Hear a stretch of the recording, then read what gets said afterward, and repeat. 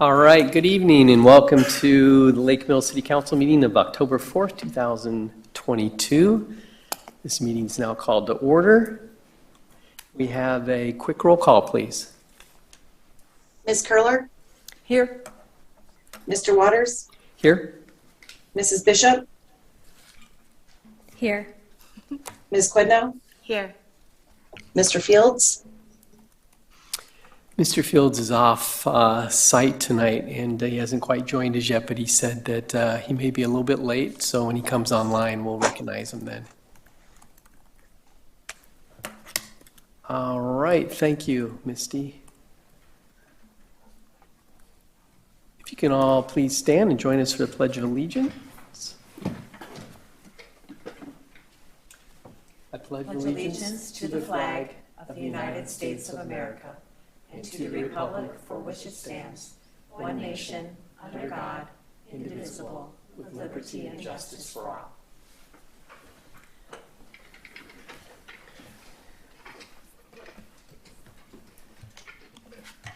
All right. Of course, my computer goes down right as we get going here. Next on the agenda is correction and approval of City Council minutes of September 20th, 2022. Any feedback on that? Can we have a motion? I'll make a motion to approve the City Council minutes from September 20th, 2022. I'll second. Motion by Ms. Curler, second by Ms. Quidnow. If there's no further discussion, quick raise of hands. All those in favor? 4-0. It passes. Correspondence. There he is. Mr. Fields is here. Ladies and gentlemen, hello. Mr. Fields joins the meeting at 7:02. Hi, Steve. All right, so we're at correspondence. This is community correspondence. Ms. Quidnow? I really didn't have anything that came up recently.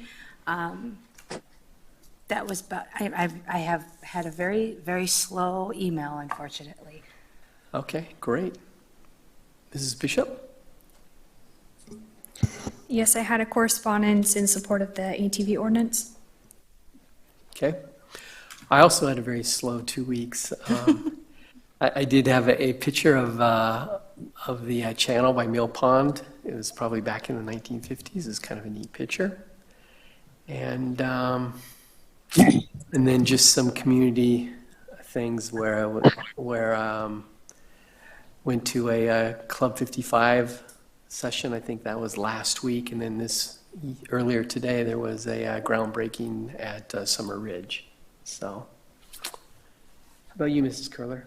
I just had one correspondence, a constituent requesting the EMS study, which I think we're not expecting until November. So I just informed them that that's not available yet. And then I also attended some community events, the Topol's ribbon cutting, Club 55 Apple Fest, and the Summer Ridge groundbreaking. Great. Mr. Fields? Attended the Topol's open house, the groundbreaking today, and then I had one thank you email for allowing a constituent to speak at the last meeting. Great. Thank you. All right, so let's move into the questions and public comment section of the meeting. The public is encouraged to address the council at this time regarding items on the agenda. Public comment may also be made at this time on items that are not on the agenda if you've registered with the city clerk before the meeting has been called to order. The state's open meeting laws discourage action by the council on items not listed on the agenda. Please keep your comments limited to 3 minutes and state your name and address when starting your comments, and fill out the sign-in sheet provided. So public comment is now open. You're welcome to go to the podium, and please hit the on switch on the microphone when you get started.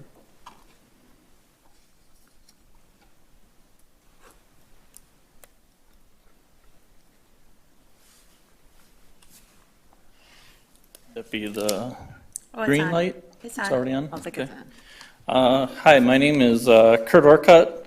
I'm a resident in the town of Lake Mills, residing at W8696 County Road B on the west side of Rock Lake.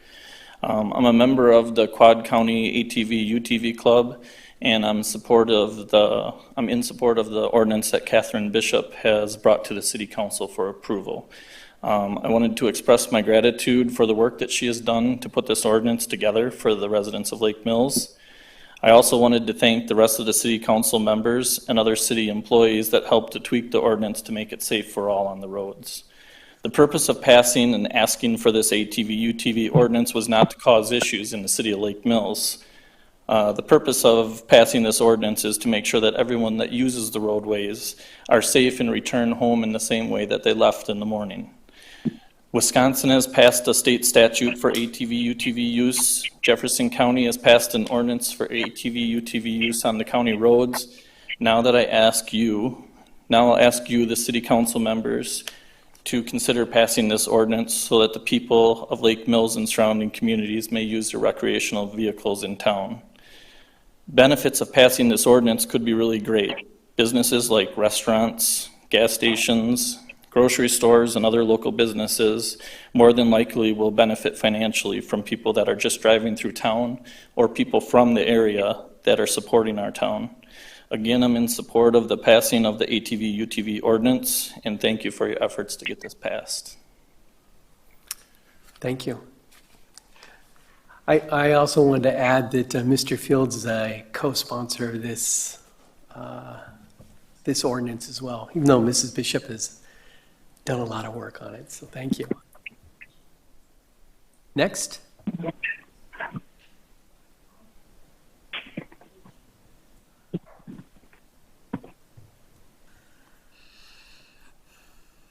Represented Kim Biden, Hunter Biden, myself, Bob Walker. Bill Blaska. I live 707 Cherokee Path on Lake Mills here. I started the Quad County Runners Club 7 years ago and was past president. I'm in favor of this ordinance.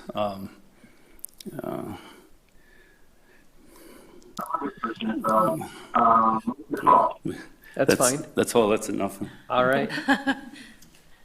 Thank you. Thanks, Bill. The Chinese CFC had not funded the $10 million. Hey, Mr. Fields, can you mute your microphone? I don't think it's Mr. Might be Fields. someone else. I am muted. It's someone else.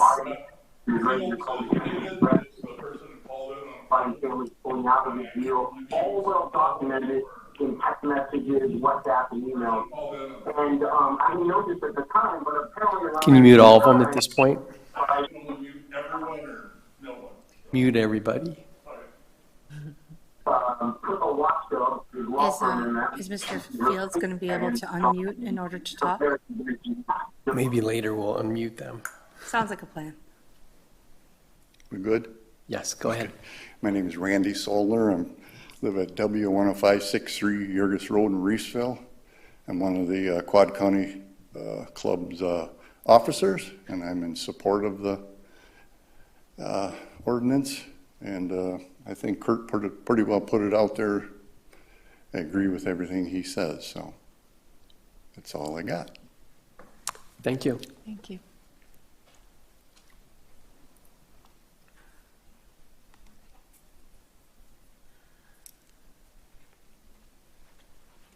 Good evening, council members. I'm Melanie Kolaski. I live at 275 Tamarack Drive, apartment 7. This morning, I was debating about coming to the city council meeting at 4:45 this morning. Approximately at 6:30 this morning, I was exiting Brookstone, going for my morning coffee.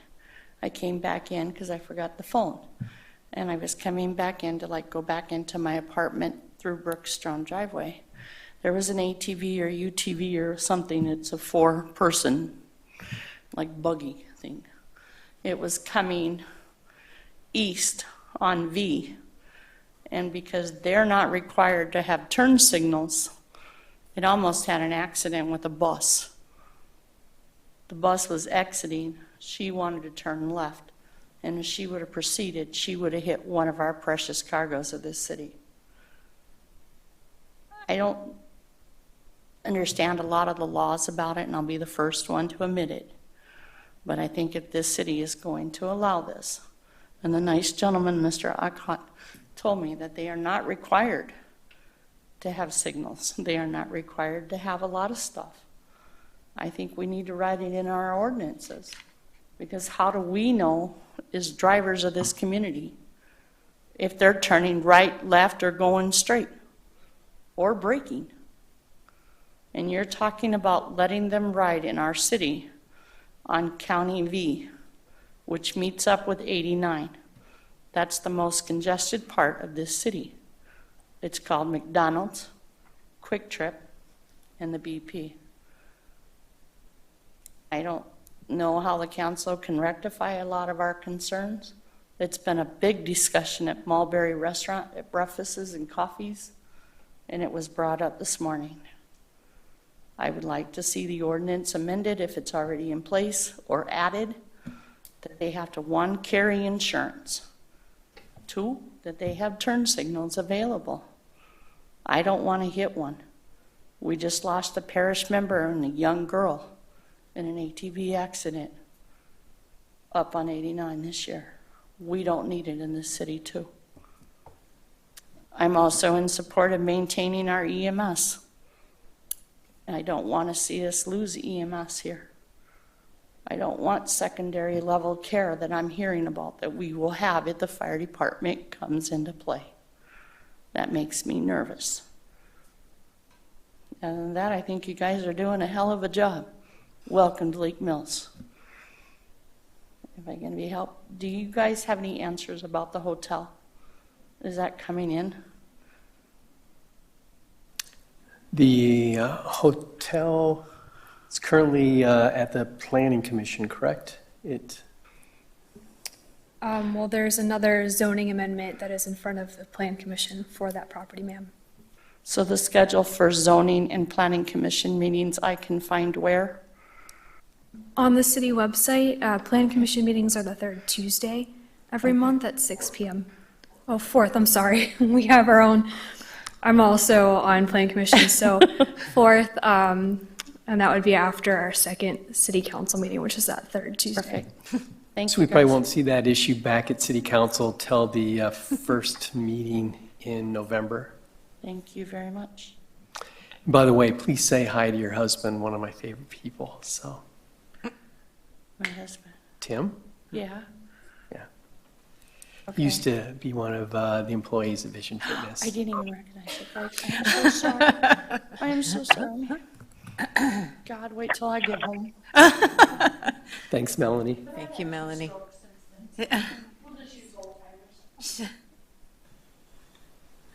Anyone else for public comment tonight? Dave, can you unmute the outside lines? Thank you. Anybody for public comment on the outside calling in? Last request for public comment? All right, thank you. That closes public comment.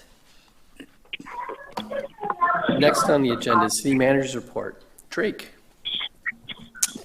Nothing specific to report this evening, Mr. Waters. I've attended a number of community meetings and am just continuing to meet people in the community and get as involved as I can.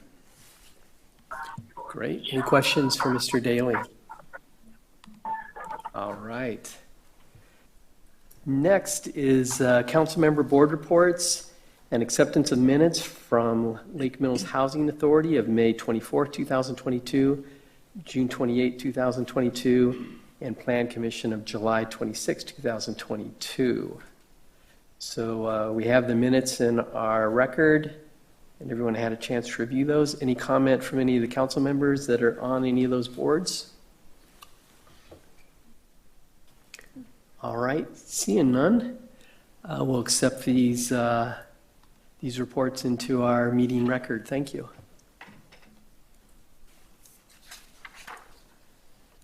Next is council business. Item A is Resolution 22-49. Misty, can you please read the resolution? City Council Resolution 22-49, Conditional Use Permit Declarations and Findings. Steve and Julie Saniter, grading, filling, and excavation on a slope greater than 20% within 300 feet of the ordinary high watermark of Rock Lake for the purpose of constructing a patio, retaining wall, and stairs. 308 Lakeshore Drive, parcel identification number 246-0713-1143078. Thank you. Can we have a motion for approval of Resolution 22-49? I move to approve City Council Resolution 22-49, which is the conditional use permit declarations and findings for Steve and Julie Saniter. Second. Motion by Ms. Quidnow, second by Mrs. Bishop. All right, can we have staff comment on this? With your agreement, Mr. Waters, I'll ask Brian Carranza to give a summary of the this item and a summary of the findings from the Plan Commission. All right, Brian, the floor is open. Thank you, guys. Appreciate it. So I'll start with just a brief background on the project. So in June of 2020, the previous owner was granted a conditional use for alternative vegetative cutting plan on the site. Conditions included limiting the overstory cutting to the vision access corridor of 40 feet, preservation of priority tree species to maintain the erosion control, or rather for the priority species specifically desirable to the shoreline and historic to the shoreline, leaving the root structures in place of any plants that were removed to maintain the erosive control qualities, submittal of an approved understory plan, and then any structures would be approved and reviewed by staff or Plan Commission and then ultimately Council if need be. In fall of 2020, the senators reached out regarding the construction of a boathouse. Staff did go and do a site visit. At that time, they permitted the senators time to investigate a boathouse design and engineering prior to submitting the understory planting plan. At this time, the petitioners decided not to pursue a boathouse, and so the proposed stairway, retaining wall, patio, and vision access corridor are all within the vision and access corridor approved, actually within the 24 feet permitted on site. And then an understory plan was provided with this application, and that does have very comparable plantings to what was originally proposed with the vegetative cutting plan back in 2020. So this request will be for a conditional use permit for the grading and excavation alongside the shoreline to make way for the improvements that we spoke about, the patio, the paver patio, the stairway, and then a retaining wall to allow for that. Ultimately, the findings of fact for conditional use were reviewed and provided in the memo. In addition to the recommendations that are found within the ordinance for specific grading and excavation, there was also a recommendation from staff to provide a revised section that indicates the elevation of the patio and dimensions of the retaining wall.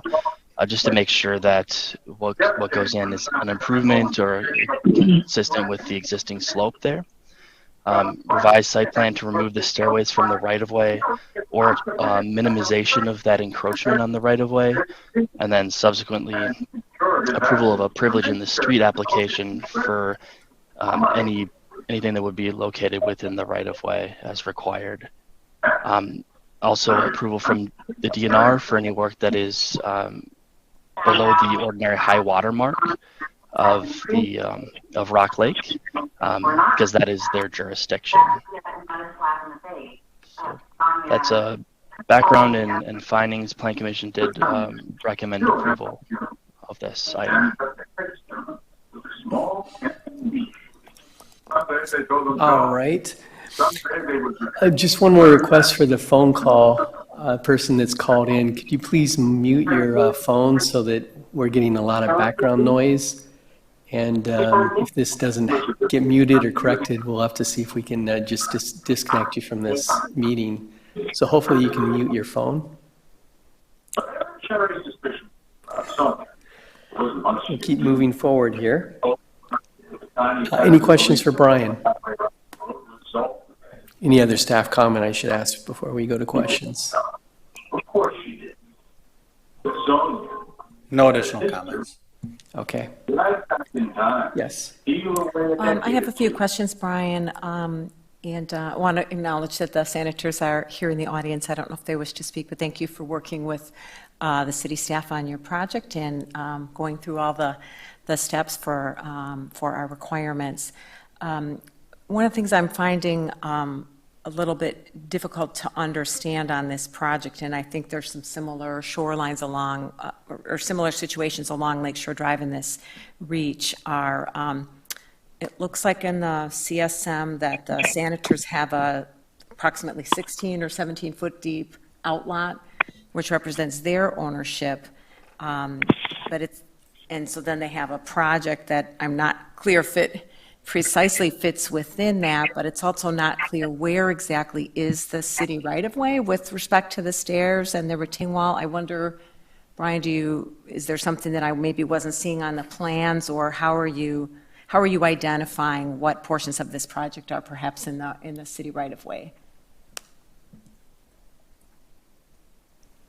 Great question, and I should be sharing my screen so that you're able to sort of see the memo that outlines this. Let me know if you can't see this, but yeah, we can see it. The plan that was submitted by the Sanitors does identify the street right-of-way and approximately the location of improvements, obviously within the right-of-way and outside. Some of the proposal would include sort of a fueled stone border intended to have sort of a gutter effect to sort of drain away from the patio space. And then, as you can see here, the stairwell is located in the right-of-way and does abut the paved surface of the roadway.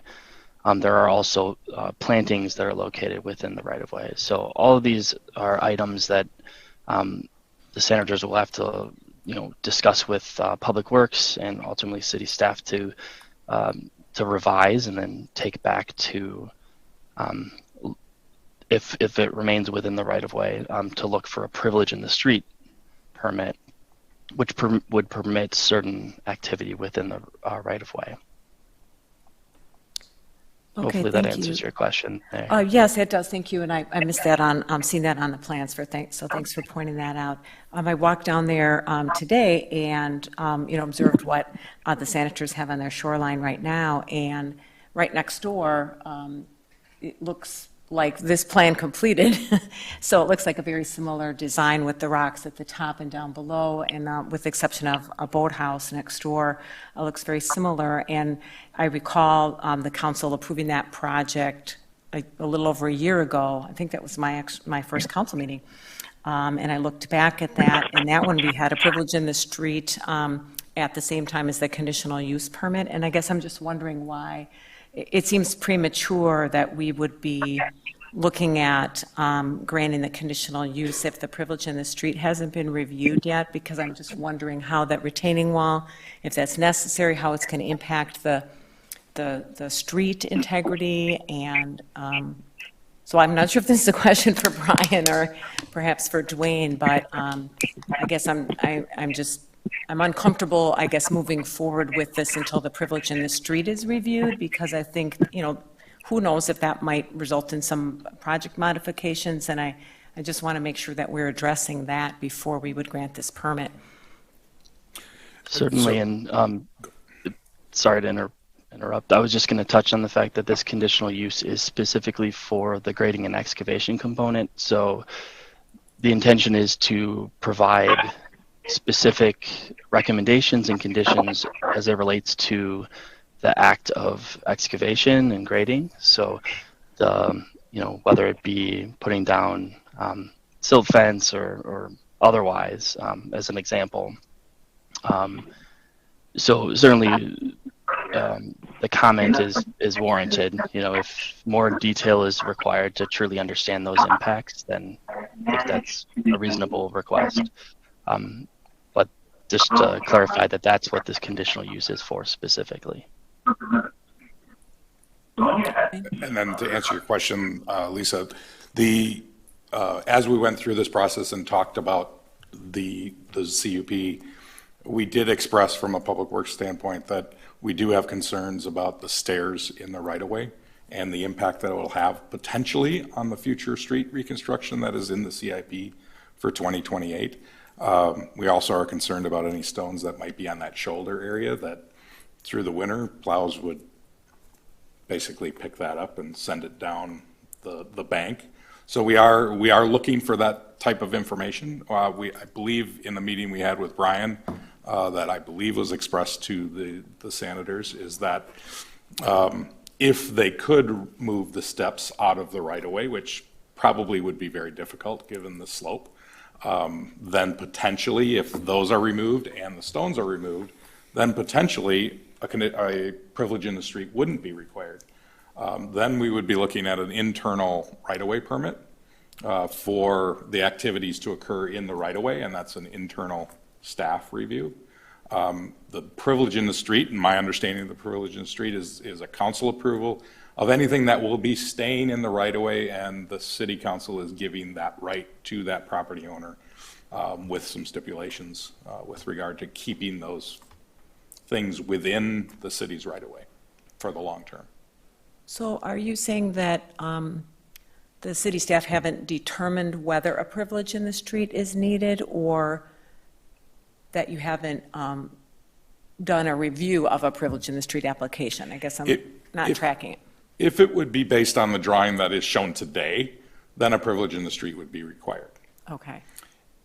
And if the applicant comes back and says, we will remove those, although if you're only looking at the drawing today, then I would say a privilege in the street is required. If those items are removed from the right-of-way, there could be some discussion that it would just go to a right-of-way permit, in my understanding. So I guess, you know, this is reminding me of a few situations we've had since I've been on the council where I feel like an application is coming to the council for us to approve and it's really not complete.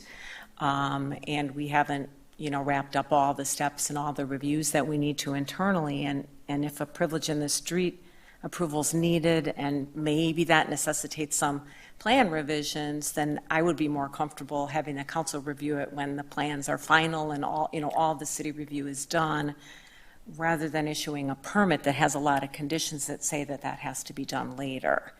So I guess that's why I'm asking all these questions, is I'm just wanting to make sure I'm understanding what review have we done so far and, you know, what could still happen. And again, as I recall from the neighboring property to the south last year, we had the CUP on the privilege in the street concurrently, and so that review had been completed for that one.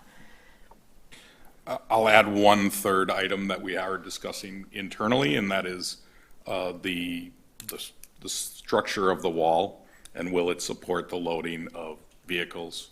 The intention, at least preliminarily designed as looking at it, probably the curb line could be extended right on the edge of the pavement. And so the impact, we would be asking to make sure that they're comfortable, or their design engineer is saying they're comfortable with the loadings from the road impacting that wall, so that in the future, when those vehicles are traveling on that roadway and that wall blows out potentially, that it is their responsibility and not a city issue. So those would be some of the concerns that the Public Works is looking at. The wall, as it's shown right now on the drawing, as Brian pointed out, is shown outside of the right-of-way.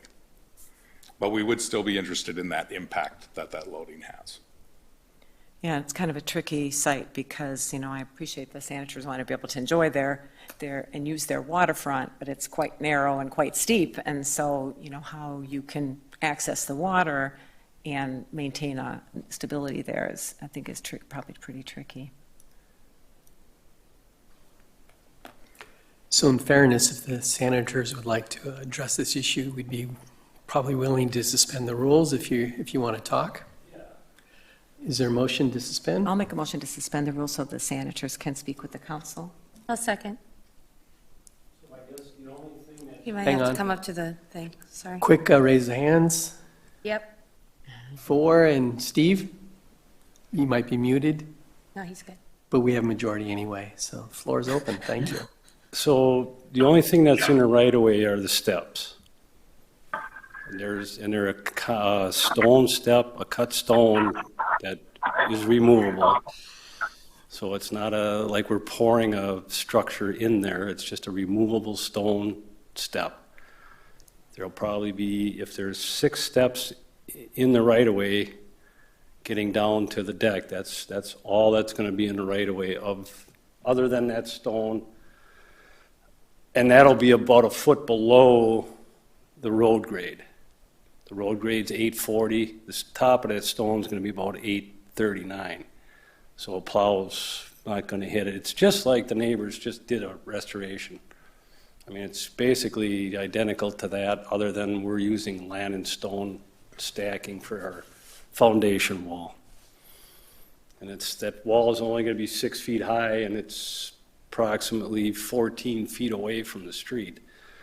So there's not gonna be, from the edge of the road, it's about 14 feet.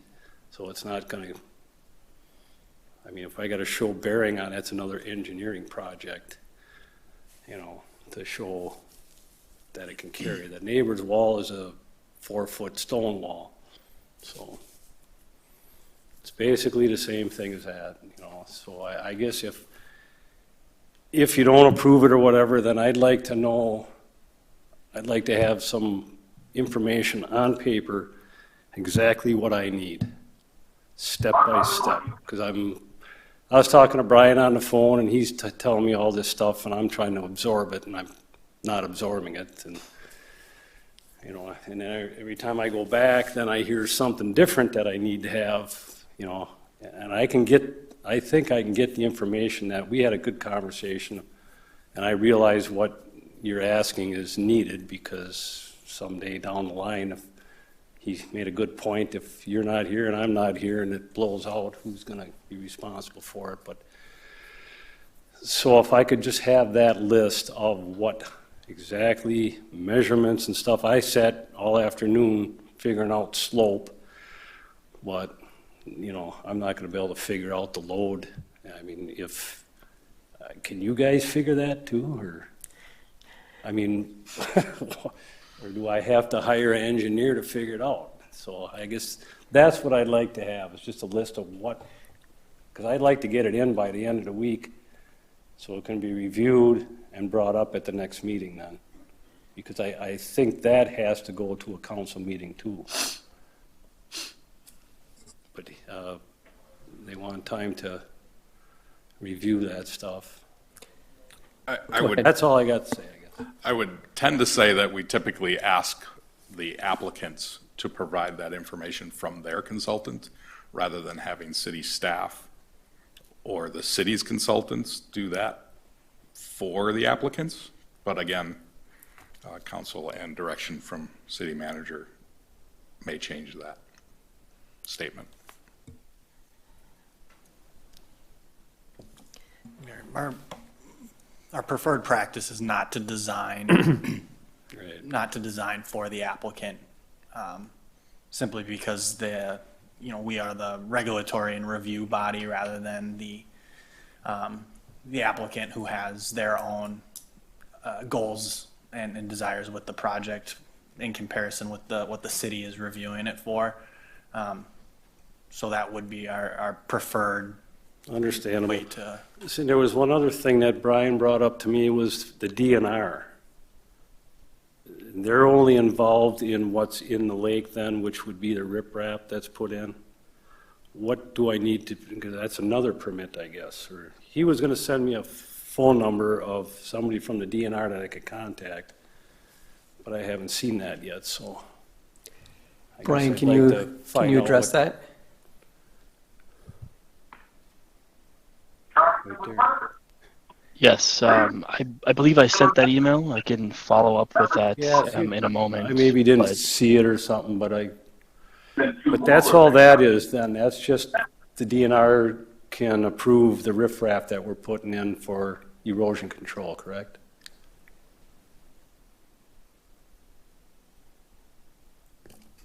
Review related to the He's riprap fighting or- mute. Brian, can you repeat that? Sure. Try to speak over. The DNR may have their own review process, so anything below the ordinary high water mark would be theirs. So yes, we would want to see that correspondence and approval of the work. As So part I of call the them and conditions tell here. them what I'm doing, and then they'll approve or disapprove. They'll do their review precisely. Okay. Yeah, see if you can send that again, and if I can give them guys a call. For sure, I'll send it later this evening. Okay. All right, anything else?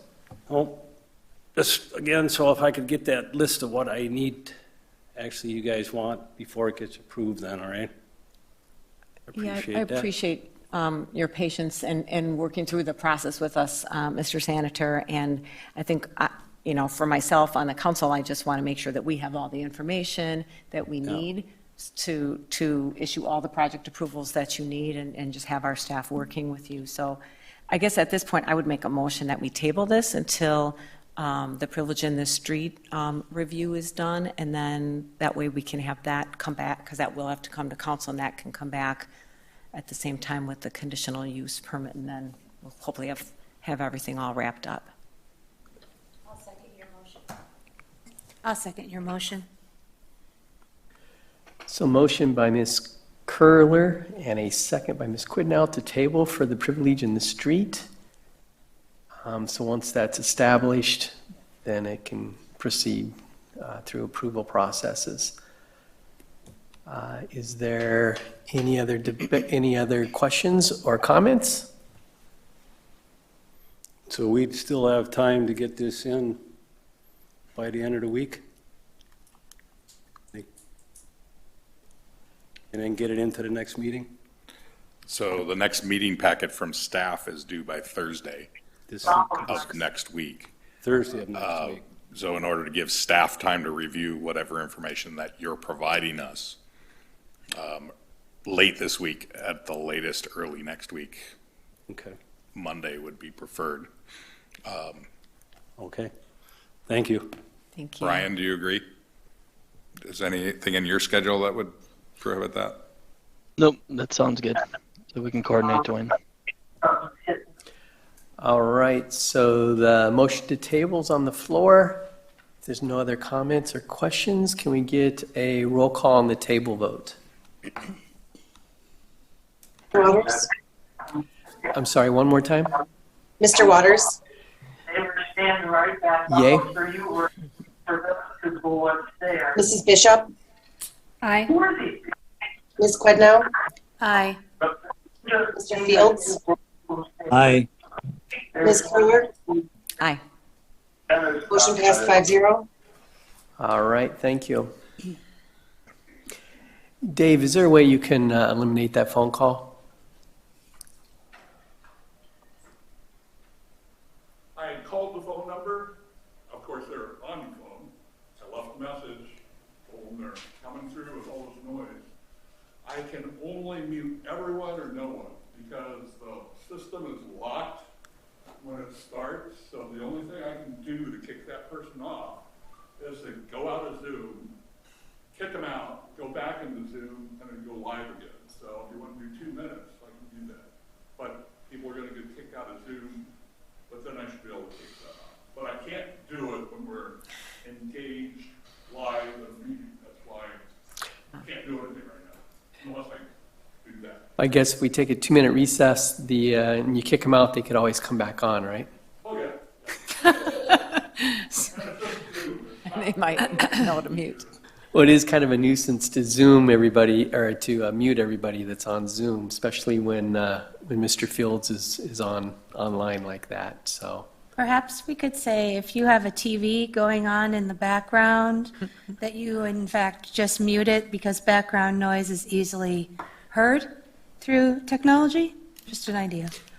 Well, let's go through our next item on the agenda, see how it goes, and if it doesn't go very well, we'll have to go into recess here.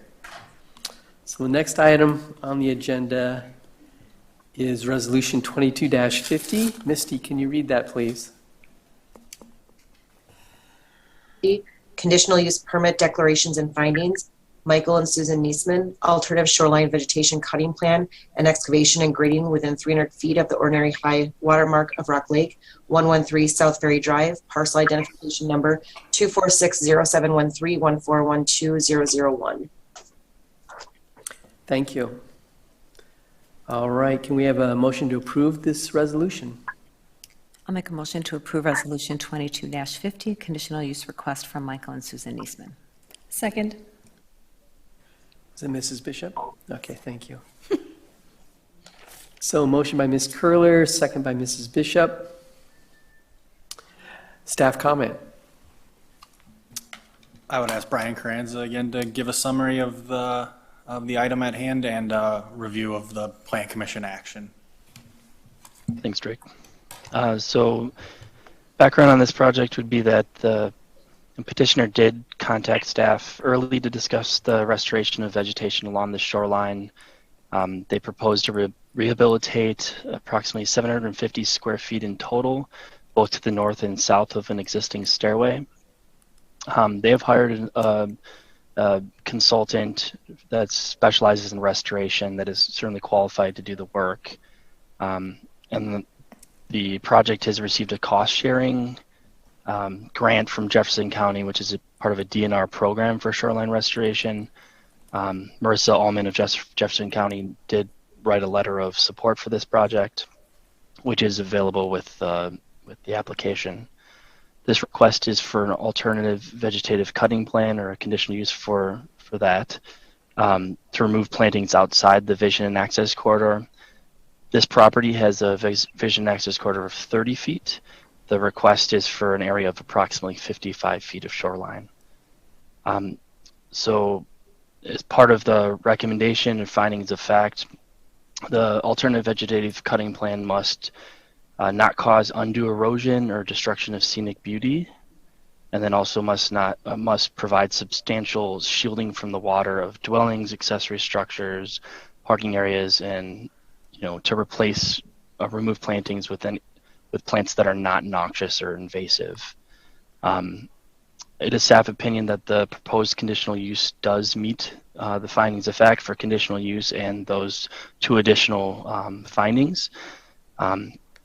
Staff does recommend approval ultimately with two conditions. First being that a best practice method for erosion control be implemented during the interim phase of seeding and planting the plugs, particularly in this case on a slope of this at this steepness. There is concern that without those interim measures, the seeds and plugs may not establish. And then secondly, staff does want to conduct an annual review of the project area to make sure that those plantings do establish in 12 months and then subsequently in another 12 months, so twice in the next 2 years. I should mention that the petitioner has reached out to staff regarding the first recommendation on the conditions and is starting to discuss possible erosion control measures to meet that condition. Any other comment from staff? No, sir. Questions from council or comments? I have a quick one, Brian. The property is 147 feet of shoreline. That gives them the 30 feet right of vision. The project's actually 55 feet along the shoreline. What's the difference between that 30 feet that has the right of vision and then the other 25 feet that's actually in the project? So the difference would be an additional 25 feet of disturbance or removal. Precisely where the vision and access corridor is not defined per se in every shoreline. Typically, we look at it based on where the structures are placed, since those must be located within the vision and access corridor. So in this case, the stairway sort of centers that vision access corridor, and we would presume on either side of that stairway to be part of the vision and access corridor. So they're allowed to change the vegetation in that other 25 feet based on the project? And yes, so how is that permitted the different 30 feet. than what they'd be allowed to do in the right of vision corridor? So in the right of vision corridor, they must have plantings, but they can have disturbance of the vegetation within that area, and then they don't necessarily need to have an overstory planting. In the other areas, typically we allow for the existing conditions sort of to define. There are those two conditions that sort of are required as part of the review for the specifically the alternative vegetative cutting plan. And so once you make disturbance out of that 30 feet, that's where this triggers, basically removal of plantings outside that 30 feet. It's what triggers this conditional use. Okay. I'm just trying to understand what's allowed outside of the right of vision, because I'm sure that people will be looking at this resolution and making judgment calls on their own property on what they can do and what they can't do. So outside of the right of vision, it must be a planted area. In many cases, it's an invasive or, in this particular case, it's invasive plantings that are non-natives. But they just must have plantings ultimately outside of the vision access corridor. Okay, thank you. Any other questions? All right. Seeing none, we have a motion in place for Resolution 22-50. Before we go to that, Ms. Nesemann is here. Did you want to address council on this, or are you good at this point? Yeah, I'm good. If you have any other questions, I'd be happy to answer. Okay. Any questions? All right. We're good then. So, moving forward, can we have a roll call on Resolution 22-50? Mrs. Bishop? Aye. Ms. Quidnow? Aye. Mr. Fields? Aye. Ms. Curler? Aye. Mr. Waters? Aye. Motion passed 5-0. All right. Thank you. And the noise problem took care of itself. Thank you. Looks like it. All right. So next is Resolution 22-51. Misty, can you read that, please? City Council Resolution 22-51, Conditional Use Permit Declarations and Findings. Petitioner Bud Bessler of Oliver Construction on behalf of property owners Farmers and Merchants State Bank for a drive-through at Farmers and Merchants State Bank, 550 West Tyranena Park Road and N6804 County Road B, Lake Mills. Parcel identification numbers 2460713, 112003, 2460713, 112004, and 0180713, 1113-039. Thank you. Can we get a motion for approval of Resolution 22-51? I move to approve Resolution 22-51 conditional use request from Bud Bessler of Oliver Construction for a drive-through at Farmers and Merchants Bank. I'll second. Motion by Mrs. Bishop, second by Ms. Quidnow. Staff comment? Sure, I'll start out by saying I did receive a question from Ms. Curler regarding the private wells on the site, and I conferred with staff, and we have begun the process of reviewing that item administratively, and that will need to be resolved prior to any development being allowed to occur. With that, I would, with your permission, Mr. Waters, ask Brian Carranza to give the background on this item and a review of the Plan Commission action. Great. Brian, the floor is open.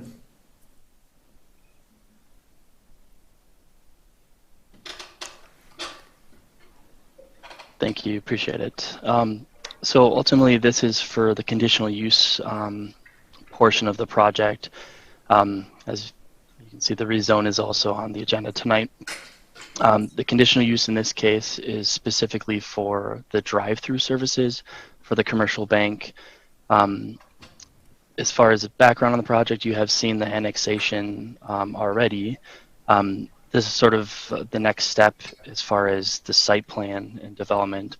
A building site and operation plan has been reviewed by staff, and there are items related to that and the CSM that would be kind of condition of approval here. But ultimately, there are 3 parcels on what was previously Moe's, formerly known as Moe's, which is bar and restaurant, in addition to 2 single-family homes that have been raised as part of the project. The land use in the area is planned business in nature. You have the existing Lake Mills veterinary to the south, or I'm sorry, to the east, and there are other planned business classifications across Conneaut as well. As far as the site evaluation, one of the key items that we look at as far as our review would be related to queuing. And as you can see, there is a requirement for 4 times the number of stalls for queuing as there are service windows. In this case, 2 service windows, and as you can see on the site plan being displayed here, there's plenty area for queuing. There is also concern for screening of those areas, as well as parking areas on the site. Just as a quick note, part of the building site and operation plan review would be some of the landscape requirements and fencing requirements for the residential use to the south there. The petitioner is working with that property owner to make sure that what's being installed is to their approval. Ultimately, there are findings of fact in the memo, just showing some elevations to show you the type of quality and character of the development. And then as part of the findings of fact, staff does find that ultimately the potential public benefits of the conditional use outweigh any potential adverse impacts, with conditions of approval. First being that a lot combination with a certified survey map is approved. That's an administrative review done by staff. Approval of the rezone to the site, each of the parcels to planned business district. Approval of the aforementioned building site and operation plan. And then access on the site is the jurisdiction of Jefferson County. So they'll need to be the ones to review and ultimately permit those access points. And then any additional recommendations made by the city staff, engineer, public works, and fire department related to the development. So I'll pull up the site plan for discussion. But any other comment from staff? All right. Any questions from council? Yes. I have some questions on this one as well. I know I sound a little bit like a broken record here, and maybe this is, will be different than the Saniter situation that we were discussing, but it seems like there are a lot of conditions that need to be met in this CUP recommendation, and so that makes me wonder, should those conditions be met before the CUP is granted? And I guess in particular, I'm wondering about the rezone. It seems like the trigger for doing this conditional use permit is that it's required in a planned business district if you want to have a drive-through, but this is actually not a planned business district yet because they haven't gone through the rezone process. So I'm trying to figure out the sequence that needs to occur. I know that the building and site operation approval, obviously that probably can't be finalized until they know that a drive-through will be approved. But I guess I'm just looking to staff to help understand, should we be tabling this one as well, waiting for that rezone to be completed to have the proper sequence, or, help me feel comfortable that it's okay to go ahead with this, I guess, in the alternative. Sure. So I guess what I would say to that is there's probably multiple sequences that would be allowable, but it's certainly reasonable if the council would prefer to have items such as zoning and other of the conditions resolved prior to the issuance of a conditional use. That certainly would be a reasonable request as well. Now, both of these have to be approved in order for it to go forward. So if the council does choose to delay, there is no harm to the potential project. So you certainly could delay it at this time. And if the council chose to do that in the future, we would certainly attempt to resolve as many of these things that are currently recommended as conditions of approval, to resolve them prior to bringing it to City Council for approval. However, there are multiple sequences of events that would be allowable, but we certainly want to adapt to the preference of this body. And I can't speak for the whole body, just for myself, but when we see staff memos that recommend approval with a lot of conditions of other things that have to be done, that's what, sort of catches my attention, and thinking, should we wrap other things up? I guess one difference I see between this and Saniter is that arguably the privilege in the street discussion with the Sanitors may result in a revision to their plans, whereas this one, I mean, their plans are clear. It's just that they need this CUP for the drive-through. So it's not that they're going to change their plans, based on our decision that I'm aware of. I mean, correct me if I'm wrong. But I guess I just want to make sure that we're not getting, too much of the cart before the horse if we're issuing a permit for something in a zoning district that it doesn't currently have. So as Mr. Daly said, we're still in the BSO process. In fact, even this afternoon, we received another revision on the driveway access as they coordinated with Jefferson County. And they are going through the process with Jefferson County and getting their permit for their access, the two access on County Trunk Highway V and County Trunk Highway B. We haven't seen that approval from the county yet, but they have sent a revised drawing with the driveway. It moved ever so slightly on the County Trunk Highway B side to maintain at least 150 feet from the intersection to meet some of the county requirements. So to your point, we are still in revision mode with the BSO staff. What is BSO? Building and site operations. That would be the third item on Brian's conditional statements at the end of his letter. So that is an administrative approval. Once the zoning and the conditional use is approved, or as it's being approved, then much of this, then as the review of the documents comes back to staff, or is in the process of going through staff at the same time.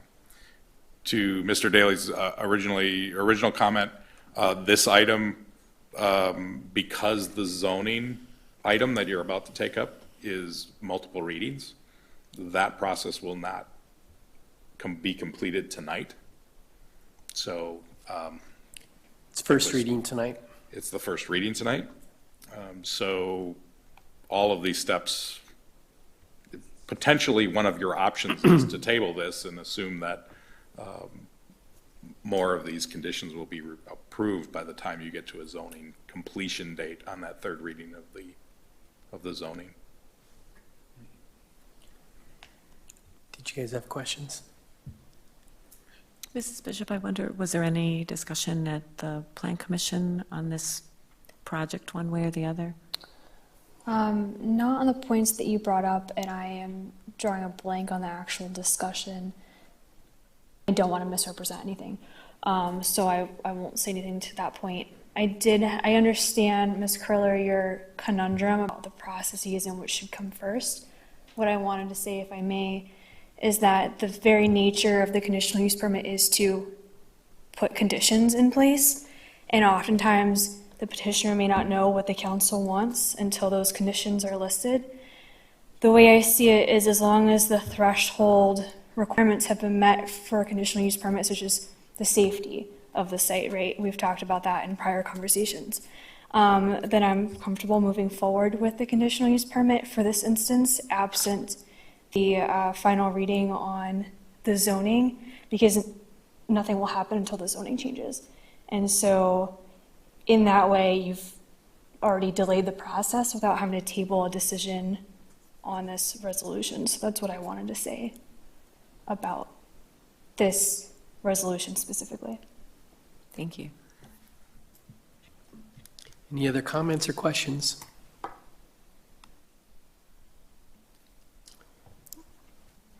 All right, so we have a motion on the floor for Resolution 22-51. Let's move forward with a roll call. Ms. Quindell? Aye. Aye. Mr. Fields? Sorry. Mr. Fields? Aye. Ms. Curler? Aye. Mr. Waters? Aye. Mrs. Bishop? Aye. Motion passed 5-0. Thank you. All right. Next on the agenda is Ordinance 1246. This is the first reading, which we referenced in our last section of the meeting here. Misty, can you read this ordinance? Ordinance 1246, amending City of Lake Mills Ordinance Section 660-44, official zoning map, City of Lake Mills, Wisconsin. Petitioner Bud Bessler, Oliver Construction. Owners Farmers and Merchant State Bank, 550 West Tyranena Park Road and N6804 County Road B, Lake Mills, Wisconsin. Parcel identification numbers 246 0713 1112 003 and 004 and 018 0713 113 039. Thank you. So that was the first reading of Ordinance 1246.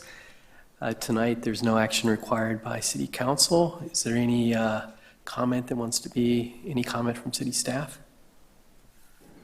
Not at this time, unless there's any questions we can answer. All right, any questions from Council? Seeing none, we'll move forward to the next item on the agenda. Item E on the agenda is Ordinance 1238. This is the third reading, so it will be an action item tonight. Misty, can you read Ordinance 1238? Ordinance 1238, amending City of Lake Mills Ordinance Section 609 vehicles, all terrain, City of Lake Mills, Wisconsin. All right, thank you. Can we get a motion for approval of Ordinance 1238? I move to approve Ordinance 1238, amending City of Lake Mills Ordinance, Section 609, vehicles all-terrain, City of Lake Mills, Wisconsin. Is there a second? I'll second. I'll second. All right, got it. So we have a motion by Mrs. Bishop, a second by Mr. Fields. Staff comment. There's been discussions on this item for a number of meetings now, so we are available to answer any questions, but we don't have any new information to provide at this time beyond what's been stated previously. There's a number of supporting documents included in your packet, and we're happy to answer any questions that you may have regarding those supporting documents or any of the facts that may be contained within those. All right, thank you for your comments tonight, Mr. Daly. I know that this is an issue that you came in the middle of. In fact, Mr. Wilkie had put together a memo on this topic, so thank you. So the floor is open. Any questions from council? I have a question.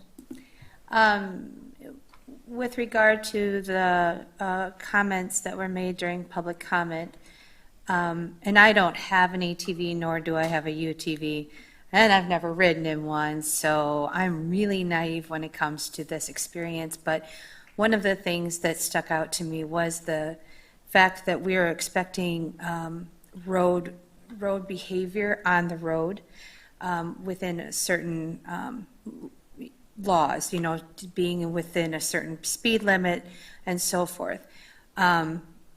We know that there's going to always be people who take a turn without a turning signal, but the fact that they have one is really, part of it's there for them to use. Whether they choose to use it or not, that's another story. But if the UTV or ATV, it does not have it at all. And typically when we see bikes on the road, we recommend that they have certain rules to indicate which way they're going to turn. I guess my question is it possible to put turning signals on an ATV or UTV? Or is there something else that we can do? Two answers to that.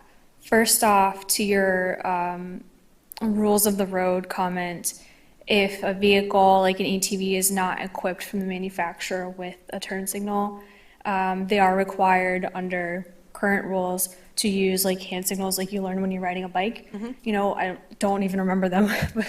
If I were to ride an ATV, I'd have to refresh myself, right? But like put your hand out if it's a left turn, hand up if it's a right turn, or if you're stopping, I think.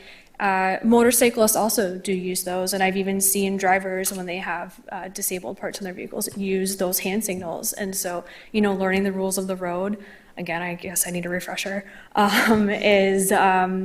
is something that I think we should expect and is required from ATV users. Now to the second part, can you put them on an ATV? I was trying to research that real quick. I think you can put them on an ATV. I'm getting head nods from the Quad County Runners group that you can, the same way that you could add brake lights and taillights and other modifications like that, yes. Thank you. Thank you. But my understanding is it's a significant cost to add those to the UTV. I think I'd seen up to about $1,000. Was that what I was reading? Nope. Go ahead. Wait, we may need to suspend the rules to allow for... Okay, suspend the rules. I'm going to suspend the rule. I've moved to suspend the rules, so comments from the gentleman who know more about UTVs and ATVs can comment about this. Help us understand. Second. Randy. Motion to suspend the rules by Ms. Quidnow, second by Mrs. Bishop. All in favor? Aye. 5-0. Thank you. Yes, you can put them on. I've put on hundreds of them on Polaris's and other machines. They blink in the back just like a car.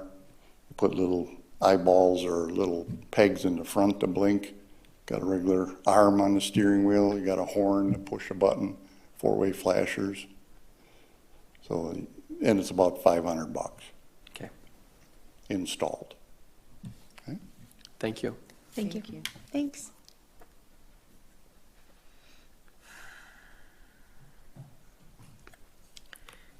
All right. Any other questions? I have comments, not questions. Comments. Our comments are welcome as well. Ms. Curler? So I want to make sure that I'm representing the Public Works Board and the recommendation that they developed, as well as our recently retired police chief.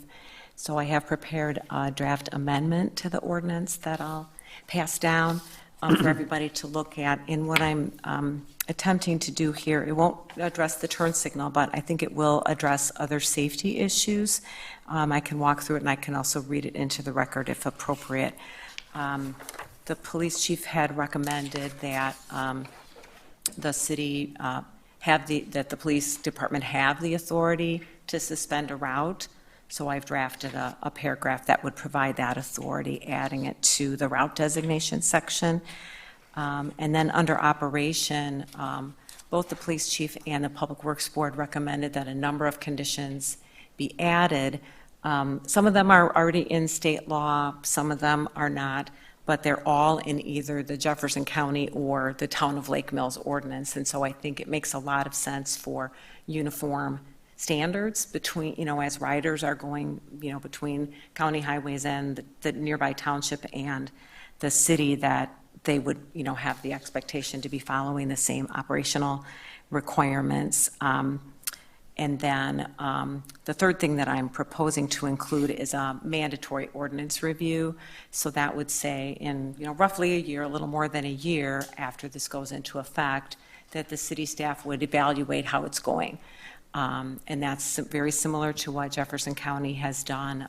Theirs, I think, was about an 18-month period, and they're due to review it in November of this year. So again, just a similar approach for us, since we haven't done a community survey or a non-binding referendum or anything like that. It would give us sort of a mandatory taking a look at the ordinance when it goes into effect, or after it's been in effect about a year, to see how it's going, whether there's complaints or violations, or everything is going smoothly. So I've passed it out for the council. I did send it to Misty, so she has it for the record, but I'd be happy to read out the requirements into the record if I think you that should would be read it helpful. into the record, because it looks like it's different than what was the recommendations of the Public Work, or it was the Public Works Board. It is different than the recommendations of the Public Works Board in that what I did is I tried to copy the actual ordinance language from the county and the township instead of just the general terminology that the Public Works Board was using. And I'm also going to just very quickly, while we're talking here, send this to Mr. Fields so that he can take a look at it. So my motion, I'm making a motion to amend Ordinance 1238. And the first amendment would be to the proposed section 609-4 route designation to add a paragraph B. And paragraph B would read, the City of Lake Mills Police Chief shall have the authority to suspend operation on any city route or segment thereof due to hazards, construction, emergency conditions, road damage, or any other condition deemed appropriate for public safety. Routes subsequently removed on as an ATV, UTV vehicle route shall be posted on the city's website. The second area of amendment would be to section 609-6, operation, and I'm proposing to revise that to add paragraph C through L. So it would read, C, ATVs, UTVs shall be operated on the extreme right side of the roadway unless making a left turn. D, ATVs, UTVs may be operated on paved surfaces only unless yielding the right-of-way. E, ATV, UTV operators are required to have applicable liability insurance.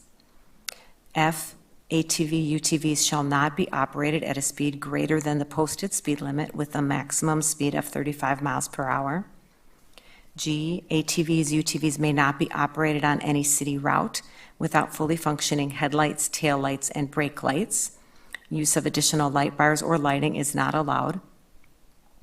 H, ATVs, UTVs may not be operated on any city route between the hours of 10 o'clock p.m. and 5 o'clock a.m. I, all UTVs and ATVs must display current Wisconsin registration decals and rear registration plate. J, no person under the age of 18 may operate or be a passenger in an ATV, UTV on a city route without wearing protective headgear.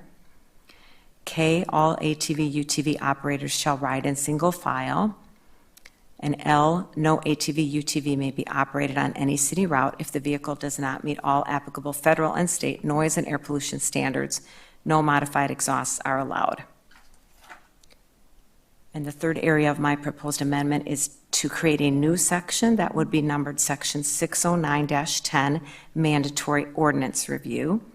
And it would read, this ordinance chapter shall be reviewed in its entirety by the city in December 2023, giving due consideration to the recreation and economic values to access businesses and residences, weighted against possible dangers, public health, public safety, liability aspects, terrain involved, traffic safety, and other traffic risks since the enactment of this ordinance, to make findings whether or not the benefits of continuing this ordinance outweigh repealing or amending this ordinance. The review shall include but not be limited to evaluation by the Departments of Public Works, Police, Facilities and Grounds, and Finance. Results of the review and findings shall be forwarded to the City Council no later than January 15th, 2024, with any recommended ordinance amendments. So that is my motion. All right, so there's a motion by Mrs. Curler. Is there a second? A motion to amend. Are we allowed to ask questions about the amendment? Once we get a second, we are. Okay, then I'll second it. All right. Motion by Ms. Curler, second by Ms. Quidnow. Floor is open. Ms. Curler, for section K, or I'm sorry, section 609-6, subsection K, with it saying all ATV, UTV operators shall ride in single file, are you saying that the operating vehicles ride in single file? Or, because the way that I interpret it, and I could be misinterpreting it, is that the operators, the people who are in the vehicle themselves have to be in single file, and I don't think that the vehicle is meant to be rode single file for UTV. I know ATV, but not UTV. UTV is kind of like a car with lots of open space, so. Right, I think if I understand your question, so right, in a UTV, two people could be sitting next to each other, right? My intention is that the vehicles would be in single file, and this language is from the Town of Lake Mills ordinance, so that's the way they worded it. And I would defer to our attorney if there's a better way to phrase that to make it clear that it's the vehicle and not the people in it, or if you think it's clear as stated. I did not share the misconception there. I understood it the way that you've explained it and understand it. Perhaps there's a way that it could be clarified further, but yeah, I think that's a pretty common regulation. So that it reads as the vehicles, Vehicles not the instead of people operators? in the vehicles. Okay. So if you change the word operators to vehicle, if that would take I care of think it? that's redundant. ATV includes vehicle, UTV includes vehicle. All ATVs, UTVs shall be operated in a single file line. So omit operators? Is what I'm hearing What you I say? said was all ATV and UTVs shall be operated in a single file line. Perhaps. I don't know that it's unclear personally.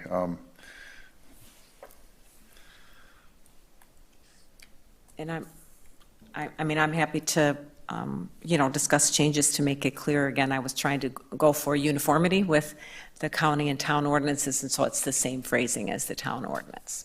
I think what Mr. Drescher just commented on is more appropriate and more clear than the other. So then to modify K to say all ATV, UTV, all ATVs, UTVs shall be operated in single file? Line. Well, I think you can even remove the line from the end of it. All ATV and UTV shall be operated in single file. Seems to be clear. Okay. Agreed. Since I was the one that was confused. So someone will have to make that amendment at some point. Okay, so then would that be me making a motion to amend the amendment? Is there any other discussion? Perhaps we could get a. Sure, a more global one. If there is more. That makes sense. So I have concerns with item C. ATVs/UTVs shall be operated on the extreme right side of the roadway unless making a left turn. My understanding is that the ATVs and UTVs have the right-of-way of the road, like a motorcycle or a moped. They have the right-of-way to that lane. And if we're having them go to the extreme right side of the road, then they're getting into the bike lanes. Mm-hmm. And the bike lanes have their own state statute that explicitly says that motor vehicles cannot operate in the bike lane. So it seems like there's a conflict here. So I would, That clause is specifically pulled from statute, and I think there's a common misconception here. go ahead. It is included in statute. I'm pulling that up for the direct citation.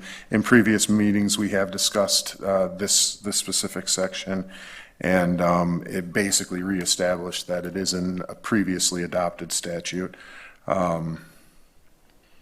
It's 11 AMB. Thank you. Yep.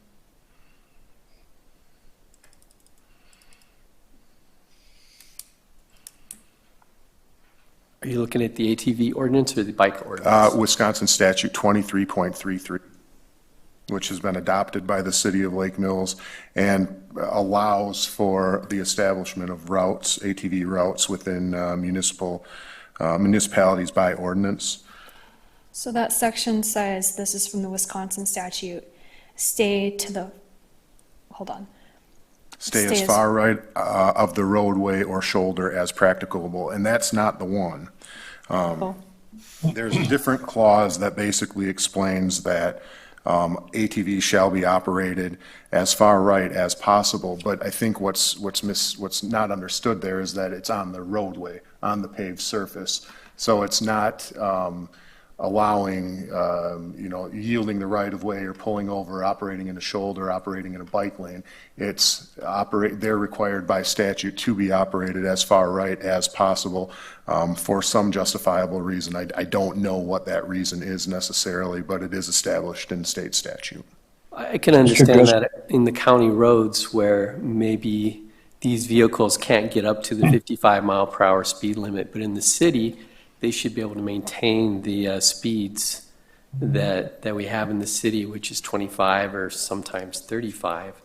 I believe these vehicles can travel at that speed, and they should have the right of way of the road.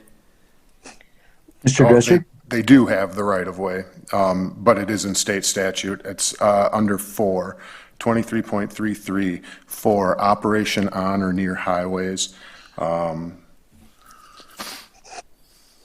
We'll get to you in a moment, Mr. Fields. Oh, he can ask his question. I'm still reading. Go ahead, Mr. Fields. This is maybe where the UTV club could help us, but I believe some of that came from the rural areas where the speed limits were 55, but the UTVs were still limited to 35 miles an hour on those roads. There are the rural county roads. That makes it easier for people to see around and pass them and get around them.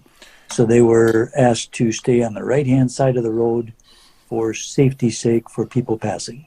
Yeah, my understanding is a little broader than that. Under 4D4, operate 4 is operation on or near highways. D, operation on roadway. Specifically, a person may operate an all-terrain vehicle or utility terrain vehicle on the roadway portion of any highway if the person complies with the applicable speed limit and only in the following situations.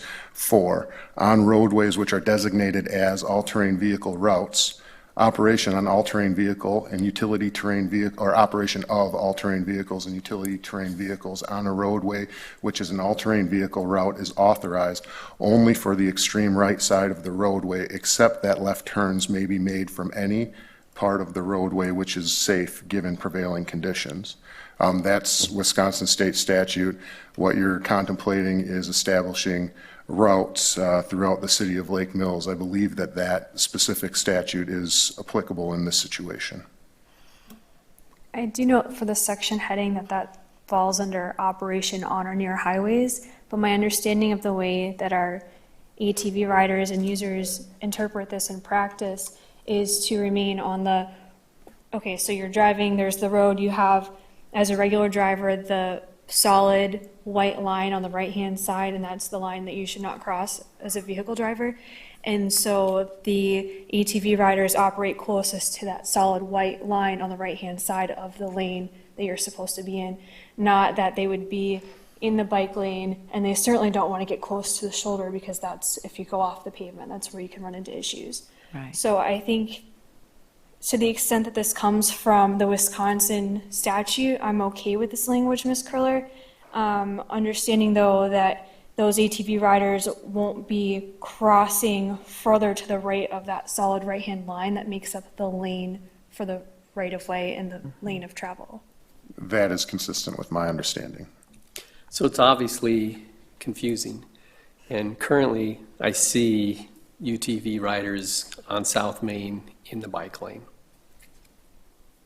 Should we say something along the lines of shall operate to the right side of the lane in which they are traveling? Can we be more specific and say stay out of the bike lane? We can add a section that says stay out of the bike lane. I think any vehicle should stay out of the bike lane, and that should be a normal rule of the road. Yeah, I believe that it is consistent with the rules of the road. Bike lanes are established specifically for bicycles. They are not motor vehicles. ATVs on public routes within right-of-ways have the same scrutiny and the same obligations as all other motor vehicles within rights-of-way. I believe that this is clear enough that the roadway is established as appropriate for motor vehicle use as opposed to bike lanes, which are established specifically for bike use. Or we can remove the word extreme and just say right side of the roadway or right side of the lane of travel so that they're not pushed over beyond the lane. I would be concerned about creating confusion with the state statute, though. I understand. I like the idea of just pulling the language from the state statute if you're going to state it at all. This has already been adopted by the city of Lake Mills, and that state statute is in force and effect. If it's applicable, it determines the appropriate use of ATVs or other motor vehicles within rights of way. And it's really going to be up to our police officers to There does make sure appear to be they some discretion understand there. it and how to enforce it when they observe riders on the roads. Yeah, but at the same time, I want the ATV and UTV operators to understand the rules and for it to be clear. I'd hate for them to pick up tickets because they're thinking they're supposed to be in the far right-hand side and they actually get into the bike lane, which is not acceptable and could result in a ticket. So I wouldn't think that adding language that specifically excluded operation in bike lanes would cause any confusion here, as opposed to restating this or attempting to modify the language that is in existence. If you want to add a further restriction, I believe that you can do that if that further restriction is simply do not operate in bike lanes. Okay. So that would be another section here? All right, I think you could add it to that statement. Add The another statement- sentence or something. Yeah, the statement currently is, okay,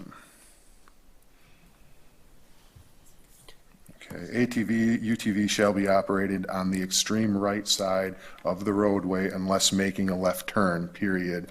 ATVs are not to be operated in bike lanes, or designated bike lanes, perhaps. May is not more be appropriate. operated in designated bike lanes, something like that. That's what I suggested. I'm not sure. You can play with that language. There's maybe other areas that are on the extreme right side of the roadway that you'd prefer that they not be operated in. Perhaps you want to add parking lanes into that. I'm not sure how far you want to go down that hole. My understanding of what the roadway is pretty distinct. I would understand, and this potentially isn't accurate, but I would understand roadway to be distinct from roadway plus bike lane. I don't think that the bike lane, once you're excluding vehicular traffic, really constitutes a portion of that roadway in which a motor vehicle is supposed to be operated within. So you can clarify that by adding such a statement. But I'm really not sure that it's necessary in that, and this may not be inaccurate. I haven't found anything that's contrary to this, but I believe that the roadway is designated and distinct from bike lanes, which are limited to bicycle traffic. I understand what you're saying, but I'd feel more comfortable if that statement was included in the ordinance to call that out a little bit further. Well, and I appreciate your concern, Mr. Waters, and I think, many of the items in my proposed amendments to the operations section are in state statutes, and so they would already be true, even if we don't put them in our ordinance, but I think putting them in our ordinance really highlights that this is important to us in Lake Mills, that these are the requirements that we want. And so adding something on bike lanes, if you think that's appropriate, would be to say this is what we want in Lake Mills. So I see two ways forward. One is to add a sentence at the end of section C saying simply operation of ATVs, UTVs in the bike lane is prohibited. Or you could add a section after L. You could add a section M saying the same. I'd be good with including it in section C. Okay.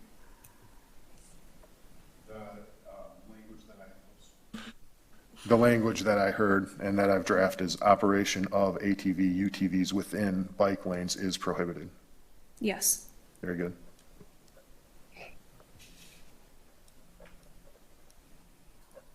Any other questions or comments? I have a comment on the first part for route designation, which is the subparagraph B. And I'm okay with the first part of the language about the police chief having the authority to suspend operation of a route. When this was first discussed in the Public Works Board meeting, I had thought that was more of a temporary suspension, such as like an immediate safety issue or on a regular road closure for, let's say, for example, road work. The police chief could enforce that for ATV riders so they're not going like up and around and through the road work or something, by way of example. The part that I take issue with relates to the last paragraph about routes subsequently removed shall be posted, and that seems to make it more official. And I take a little bit of issue with delegating authority to an unelected person, the police chief, to start changing the routes, where that authority really should lie with this body per Wisconsin statutes. So if we're going to accept this paragraph B, I'd like some modification that would allow the council to review the police chief's decision within a certain period of time. And then from that point, this body could either accept or change that chief's route designation as we see fit based on all of the circumstances. I'm thinking about how that language might be worded. I don't have a solution just yet, so I wanted to bring that up for conversation. I appreciate that comment, and I can see where that last sentence does sort of give the police chief more authority to do what we're saying tonight is really the council's role. And I plagiarized that language directly out of Jefferson County, so they maybe have a problem too. But I wonder if we could simply say routes subsequently suspended shall be posted on the city's website. So that last sentence is really more about how do we communicate to people that a route has been suspended, rather than, it certainly wasn't my intention to give the police chief more authority to do the council's work. So I don't know, maybe just changing that verb. May I? Logistically, I think, in an emergency circumstance, the priority certainly isn't going to be posting it on the website. Right. Signage on the sign of the road may be an effective way to communicate that. A notice document may be an effective way to communicate that as well. I don't know that restriction is the most kind of practical or logistically feasible. When I first read this paragraph, my first thought was, well, yes, there is a grant of authority there with regard to the police chief. Temporary and emergency circumstances certainly make sense. With regard to the establishment of routes, that is specifically delegated to the council, and it requires signage. If a route is not, if there is a lack of a route, then it's not signed. If there is a route, it's signed within the city of Lake Mills. So I think the overt step of signing it is probably more consistent with state statute and with the designation of routes generally, as opposed to this extra step. I'm not saying that it's not helpful or perhaps best practice, but in this circumstance, I think it maybe is a little bit logistically difficult to walk through and make sure that would be a priority in every circumstance where a route would be temporarily stopped for some reason, for any reason.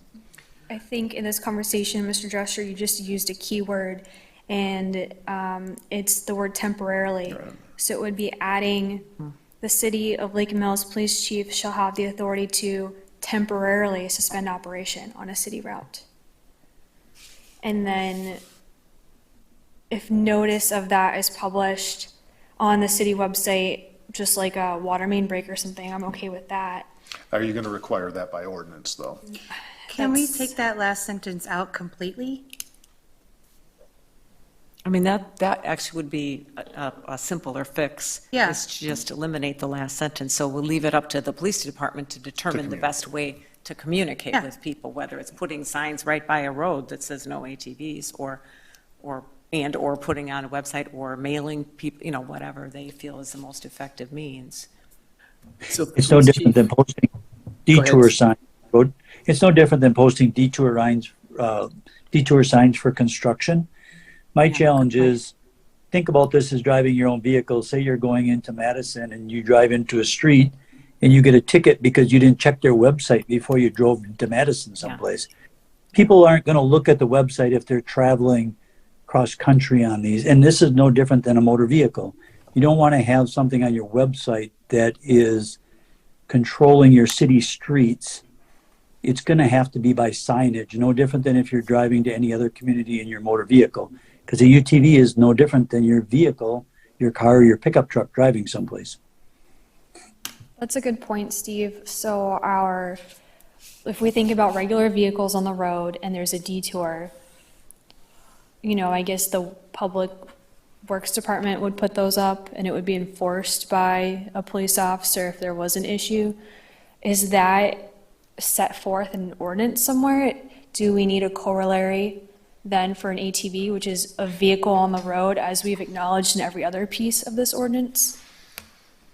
Or is that just a common sense way of informing the public when a road is closed?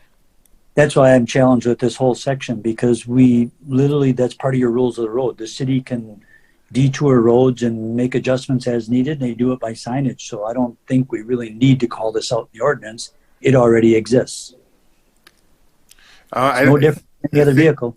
A grant of specific authority to the police chief may be appropriate. I think that power and authority is already inherent in the position. When you make an argument about like public health and safety, I think the standard that has been presented in this paragraph is a little broader than just public health and safety. When you add or any other condition deemed appropriate, there's an element of discretion there. Perhaps it's a parade.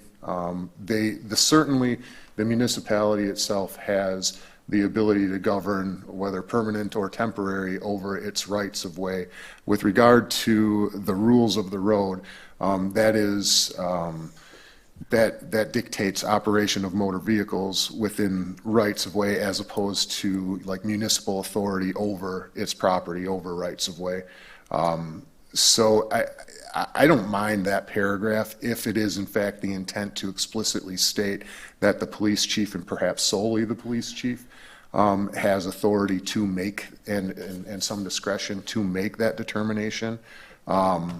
So I guess that's where I'll stop on that one. I think that if your goal is to designate the appropriate authority to be able to make potentially discretionary decisions with regard to the rights of way and ATV operations thereon, this is an appropriate paragraph. I do appreciate the removal of the last sentence. Then I'm okay removing the last sentence, but I would also like to add temporarily in that first sentence before suspend.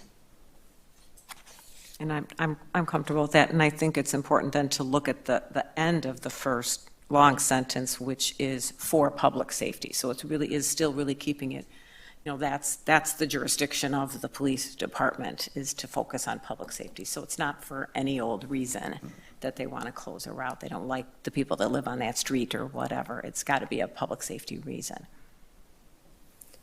Mr. Drescher, is there a reason to require council review of this decision by the police chief, and is there a certain time frame you would recommend? With regard to 609-4B, the addition? Yes. I'm not familiar with a different circumstance where the legislative body encroaches on the administrative decisions of the police chief under emergency circumstances, or where discretion is afforded them. So I think you could add it if it's specifically, if it's a longer term than temporarily. Potentially there's an opportunity and a call for the legislative body to review that action and to potentially give direction with regard to the ordinance. Our intent was this to be utilized as ATV routes. Utilize it as an ATV route. You know, if that step is necessary, I'm not sure that it's compulsory by any means. If you deem it appropriate to add such a statement, I would certainly add a subsequent paragraph as opposed to building on the language that is there. And with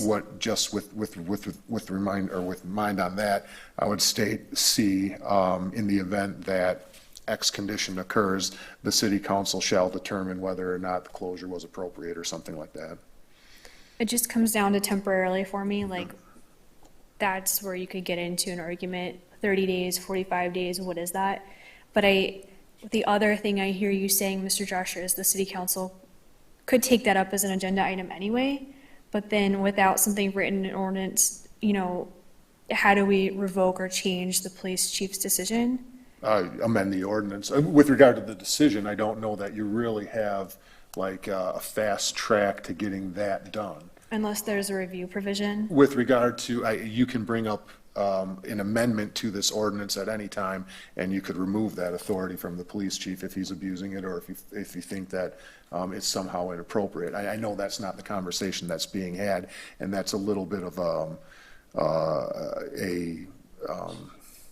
longer or more time-consuming prospect than all temporary closures will be reviewed by the council if they persist for more than 30 days. I mean, you could add that clause in there. I think the potential of that clause being exercised and utilized by the council is relatively low, and that's probably not necessary. I think your body has the authority to direct and to make policy and amend policy as you see fit there. So at any point, you could bring that topic up and make a new rule that must be abided by the staff or the police chief in that circumstance. So we could direct a policy change without enacting an ordinance amendment? Potentially amending, but your statement, this is what we meant by enacting this ordinance, should hold water and should hold Okay. weight there.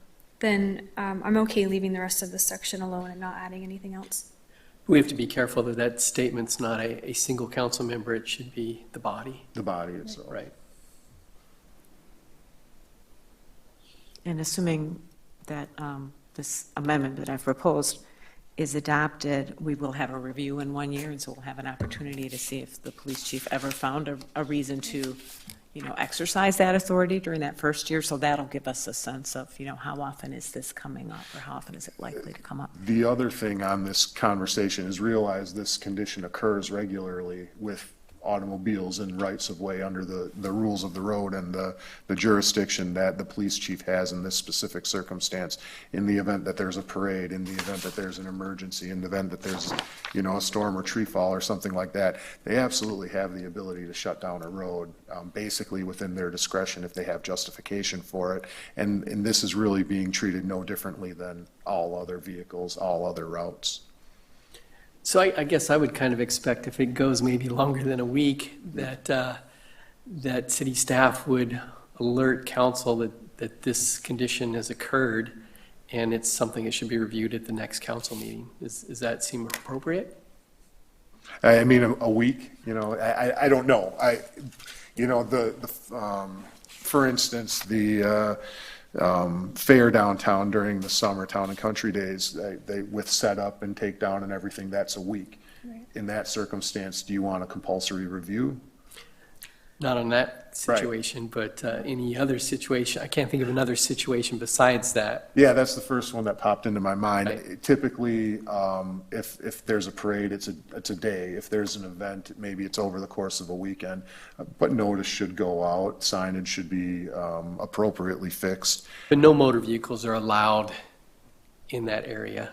For an extended period of time, right? That's Right. the first one that came to mind that maybe Right. hit the criteria that you were describing. I think if all motor vehicles are banned from that area, that doesn't really trigger this Right. ordinance, does it? No, I don't think so. Okay. And I think that's kind of where the question lies. Are you just identifying ATVs in specific circumstances when the police chief arguably has, or certainly does have authority to shut down usage of road under other pertinent circumstances that require all vehicles to discontinue use? And I honestly can't think of what that might be, Right. but maybe the police chief would have a situation arise where he or she feels that it's appropriate to do so. Yeah, maybe it's a repeated issue. All of a sudden, on every Friday night, you realize that 300 ATVs are coming through town and creating some other nuisance characteristic or some other situation that is not desirable. So the police chief tries to get in front of that and says, hey, it's Friday night, we're going to avoid this by shutting down this road to specifically ATV uses, and he feels justifiable in it. I mean, I think that's an argument, but Thank you. Yeah. You came up with one. Try.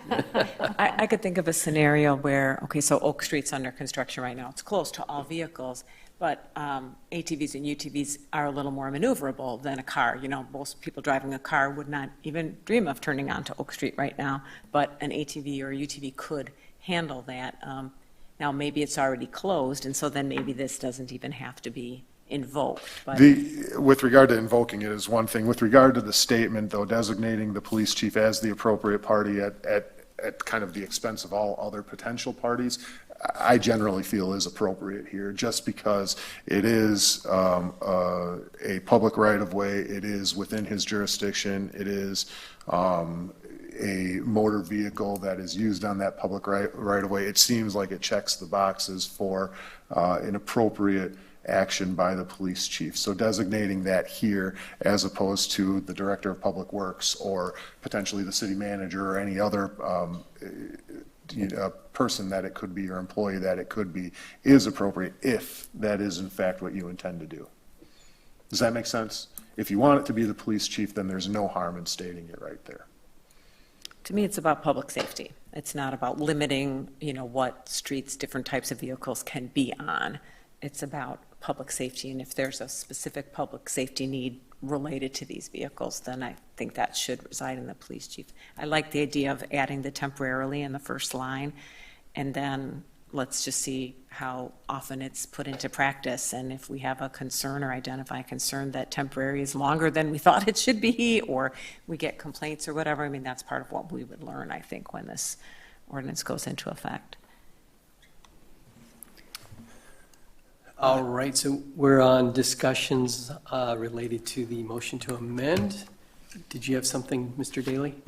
I was just going to say that it may also lend itself that if the police chief identified an area in which there are repeated traffic violations by ATVs or repeated safety concerns that arise, to temporarily shut it down as an ATV route and bring it to the city council for review for potential permanent action as far as removing it perhaps as a authorized ATV route.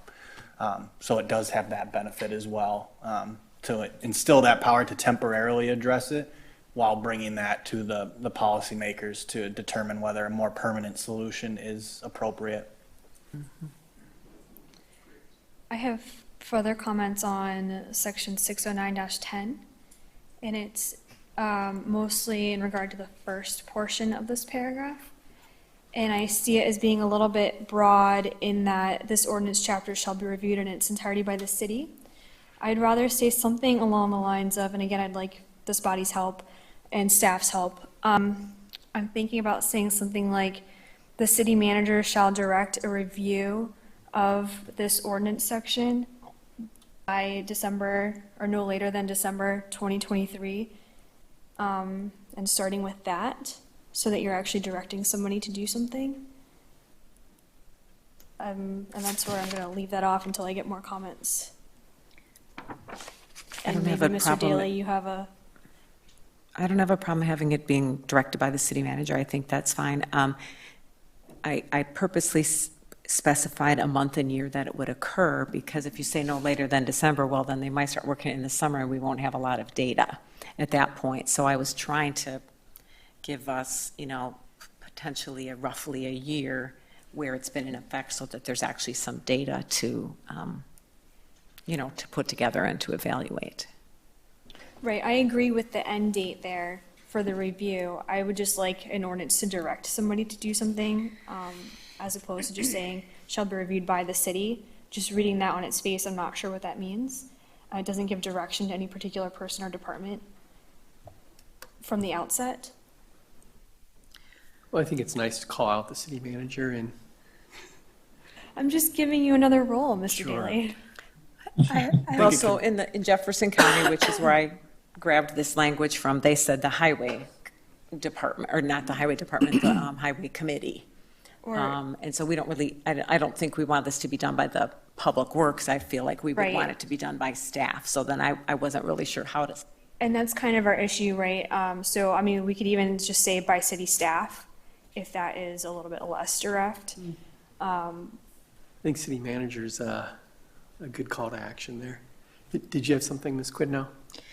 I'll wait. You guys discuss this, and then I'll move on to the second part of that part. Are you okay with that, Mr. Daly? Certainly, in practice, essentially what I would be doing is directing the appropriate departments to begin data collection efforts on items and issues related to ATVs that may be relevant to the discussion. The only thing I would point out is the date of no later than January 15th, 2024. If the intent is to have it in operation or in practice for a year, signage may not be up until spring. So we may not have a year's worth of data at that point. So if that was the case, pushing back the no later than date may be appropriate if you wanted to have a full year until April of 2024 to ensure we have a more robust data collection effort. Otherwise, we won't have the full year of information. I think that's a really good point, because it's going to take a little while. Once this ordinance is published, it's going to take a little while for signs to be installed, and technically the vehicles would not be lawfully operating until those signs are up. That is correct. Yeah, I don't know how much time. It sounds like you're suggesting spring, so you're thinking it could be several months before the signs might be available and posted? Yeah, without conferring with the Public Works staff to know what schedule they would be on, I can't say for certain. But I certainly think that it may take some time, especially as we head into the winter month. We probably aren't going to be placing signs while there may be snow on the ground and things of that nature. So I do think spring is likely when all signs would be posted throughout the community. I guess if this passes, I'd like to see it sooner than later. It's something that that this legislative body would have said, let's do this, and for it to wait 6 months seems to be a long period of time. So if it does pass, I would like to see it happen as quick as possible, within the next 60 days at the latest. Right. Recall that by ordinance, though, the signs are being installed by the club, right? Not by the city staff? So I don't think we control when that would happen. Well, there's a logistical issue here. We've been contacted by the DOT, by a specific regional rep that basically told us if this is going to pass, order signage immediately, because there is going to be a delay with regard to the preparation and delivery of that signage. And that will influence when it can go up as well. I don't know what that means, but we have received information verbally that there's likely to be a bit of a lag there. And within the ordinance, the Quad County Runners needs to coordinate with the Director of Public Works within 30 days. So that does give them a timeline to start moving on this. To start working on it. But it may not be that the signs are posted for several months then if there is a backlog in printing signs or whatever the issue is. Would it be problematic to not allow enforcement of this ordinance until signage is up? I believe that's already the case, that it does not take effect until signage is posted. Correct. Okay, and that's through Wisconsin statutes? No, it's through the Routes ordinance. require signage to be established. You cannot have a route without appropriate signage. So just the ordinance does not create the route, it's the signs, yeah. That's accurate. Now, that is interesting, though, because the ordinance does say all city roads, all Right. city highways and roads are. But state statute does require routes to be posted. They are not routes. They are not established routes until such signage is posted. Okay. Now, I mean, you could put, that's enough on that one. So the goal would be to implement it as quickly as possible, based on the city council approving this, and I would keep you updated on any logistical delays that may occur as far as those signs being delivered. But we would work as quickly as possible to have them up. And I will keep the council informed of when those signs are coming in and the schedule that they're being installed. Thank you. There's questions. Do we suspend the rules? Can I ask my question, or? Go ahead. Well, I'm not sure, and somebody can maybe tell me if I'm incorrect in this, but would it be difficult to determine the economic values of this ordinance with regard to whether or not economics have gone up because ATV, UTVs have been allowed, or if there was other potential things that in fact made things appear there's more of a boom. I'm just looking at the 609-10 and wondering if we can just knock out the recreation and economic values to assess businesses and just go with the public safety pieces, like dangers, public health, public safety, liability, terrain, traffic safety, and other traffic, because those are very much easy to document, but I don't know that we would be able to, or maybe I'm misunderstanding the verbiage here, and that's something I've already done, so it could be possible. I think you have a very valid, issue of like, how do you evaluate whether there's been an economic benefit or not? I think, I'm not sure what would be the ways that the staff would assess that. Again, this is another example where the language is taken out of what Jefferson County did, and I think I ran across it somewhere in a DNR model ordinance or something too. So it's kind of the idea of, looking at the ordinance, the effect of the ordinance, and weighing the positives and the negatives. So the positives would be recreational and economic benefits, and then the negatives would be public safety, other kinds of things like that. So I think that's how it's supposed to be phrased, or it's intentionally phrased to say we want to weigh, look at sort of both sides of it and how is it working. If that makes sense. I'm okay with this language because if there's nothing or no data to derive from on that point, the city manager would just tell us, I have no information in regard to this. But it's something that if there's information, I think we'd want to know. And maybe it might just be anecdotal, like a Right, business exactly, told yeah. us that they got a lot more business from UTVs or whatever. That's fine. I just didn't know if that felt like it was difficult to determine, so Yeah, that's I why think- I was struggling with that. So just to go back to my proposed change for this, are we okay with the language for section 609-10 to say the city manager shall direct staff review of this ordinance by December 2023, giving due consideration? Can we bump that out to April 2024? Oh, I thought the next portion was gonna be April, but you want this portion to be April? Oh, for a year, okay, to get Mr. Daly's point. So then I would say, the city manager shall direct staff review of this ordinance by April 2024. Sure. And then we have to go to the last sentence of this paragraph. The review and findings shall be forwarded to the city council no later than, do we want to say September 2024? Or is that too late? How much time does staff need to collect the data? We would be collecting the data on an ongoing basis, so when April 2024 arrived, we would start compiling that into a presentable form immediately. So if we turned off the data collection on April 2024, cut it off on what we were going to report on, we'd be putting that together and reporting to the city council no later than May. Oh, okay. So could Yeah, I you was say gonna May kind of 1st? say June.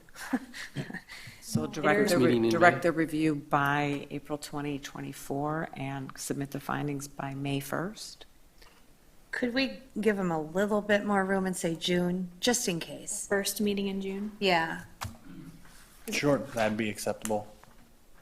So I would say, shall be forwarded to the city council no later than the first city council meeting in June 2024. I'd prefer that you add regular in front of CC meeting, Okay. in front of the city council meeting. First regular city council meeting That's a good point. in June 2024. Thank you, Mr. Drescher. Did you guys have a comment on the signs? Is that what you had? Can you come up to the microphone? So the rules have been suspended already, so we'll allow comment.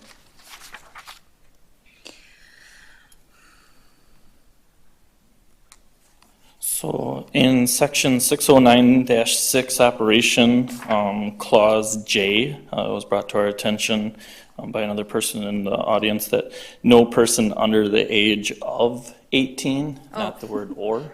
Oh, thank you. Look at that. Typo, yeah.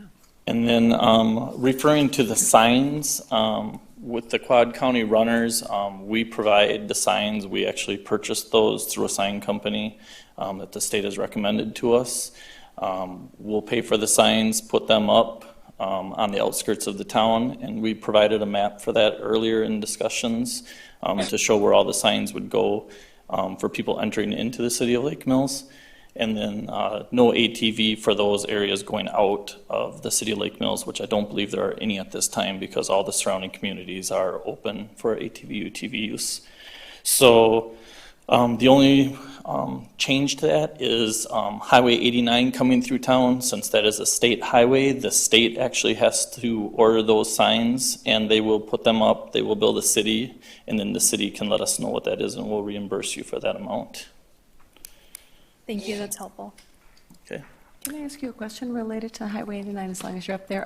Is there a process that the city would have to go through to get approval from the state to have Main Street be You allowed? have Or to is it just request, if we pass the ordinance, then they would automatically? you have to request through the state that we want to have it signed for ATV use, but it's already in the state statute that the state highway under 35 miles an hour within a jurisdiction as passed is allowable to do it. And that's Act 87 does that. So but it's limited to 35 miles per hour. Okay, thank you. So that was our discussion in past meetings. They were talking about going over the interstate on, crossing over Highway I-94, Interstate 94, that They could not do that. they could not because the speed changes to over 35. Got it, thanks. Well, and I think you actually still could if you get DOT approval. Correct. But there is, and my understanding on both, I don't disagree with you here, but my understanding on both, while there is established policy in the DOT to approve designated routes that have been adopted by ordinance in a municipality, it's not compulsory. If there was some reason, they still have approval authority over the ordinance, and they could say for X, Y, and Z reasons, State Highway 89 is not designated as an ATV route. They do have the final say. Okay. Yep. Okay. All right, anything else? No, Thank you. Thank you, Kurt.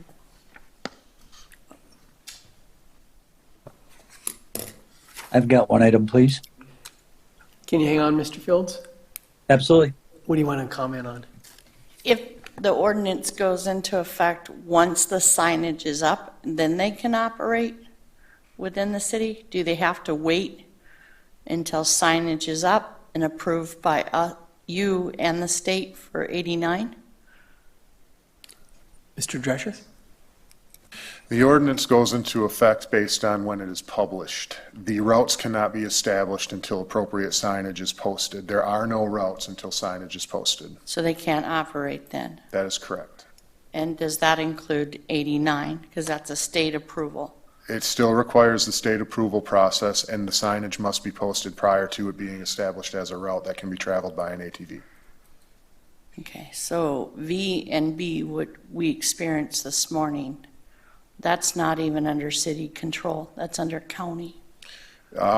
There's a rule within statute with regard to, and actually in the county ordinance as well, with regard to segments of county highway that are within the, that are broken by borders of adjoining municipalities. So in the case of Highway B traveling south that are around the north end of the lake, to Pine Street, there's a portion of that area that is within the town of Lake Mills, and arguably that area is appropriate for ATV usage right now. However, because county ordinance says except for highway segments that are within a municipality, they're kind of outside of that. They're exempt from that rule. So the local jurisdiction, the municipality, the city of Lake Mills, has authority of that segment, even though it doesn't really have jurisdiction over the road right now.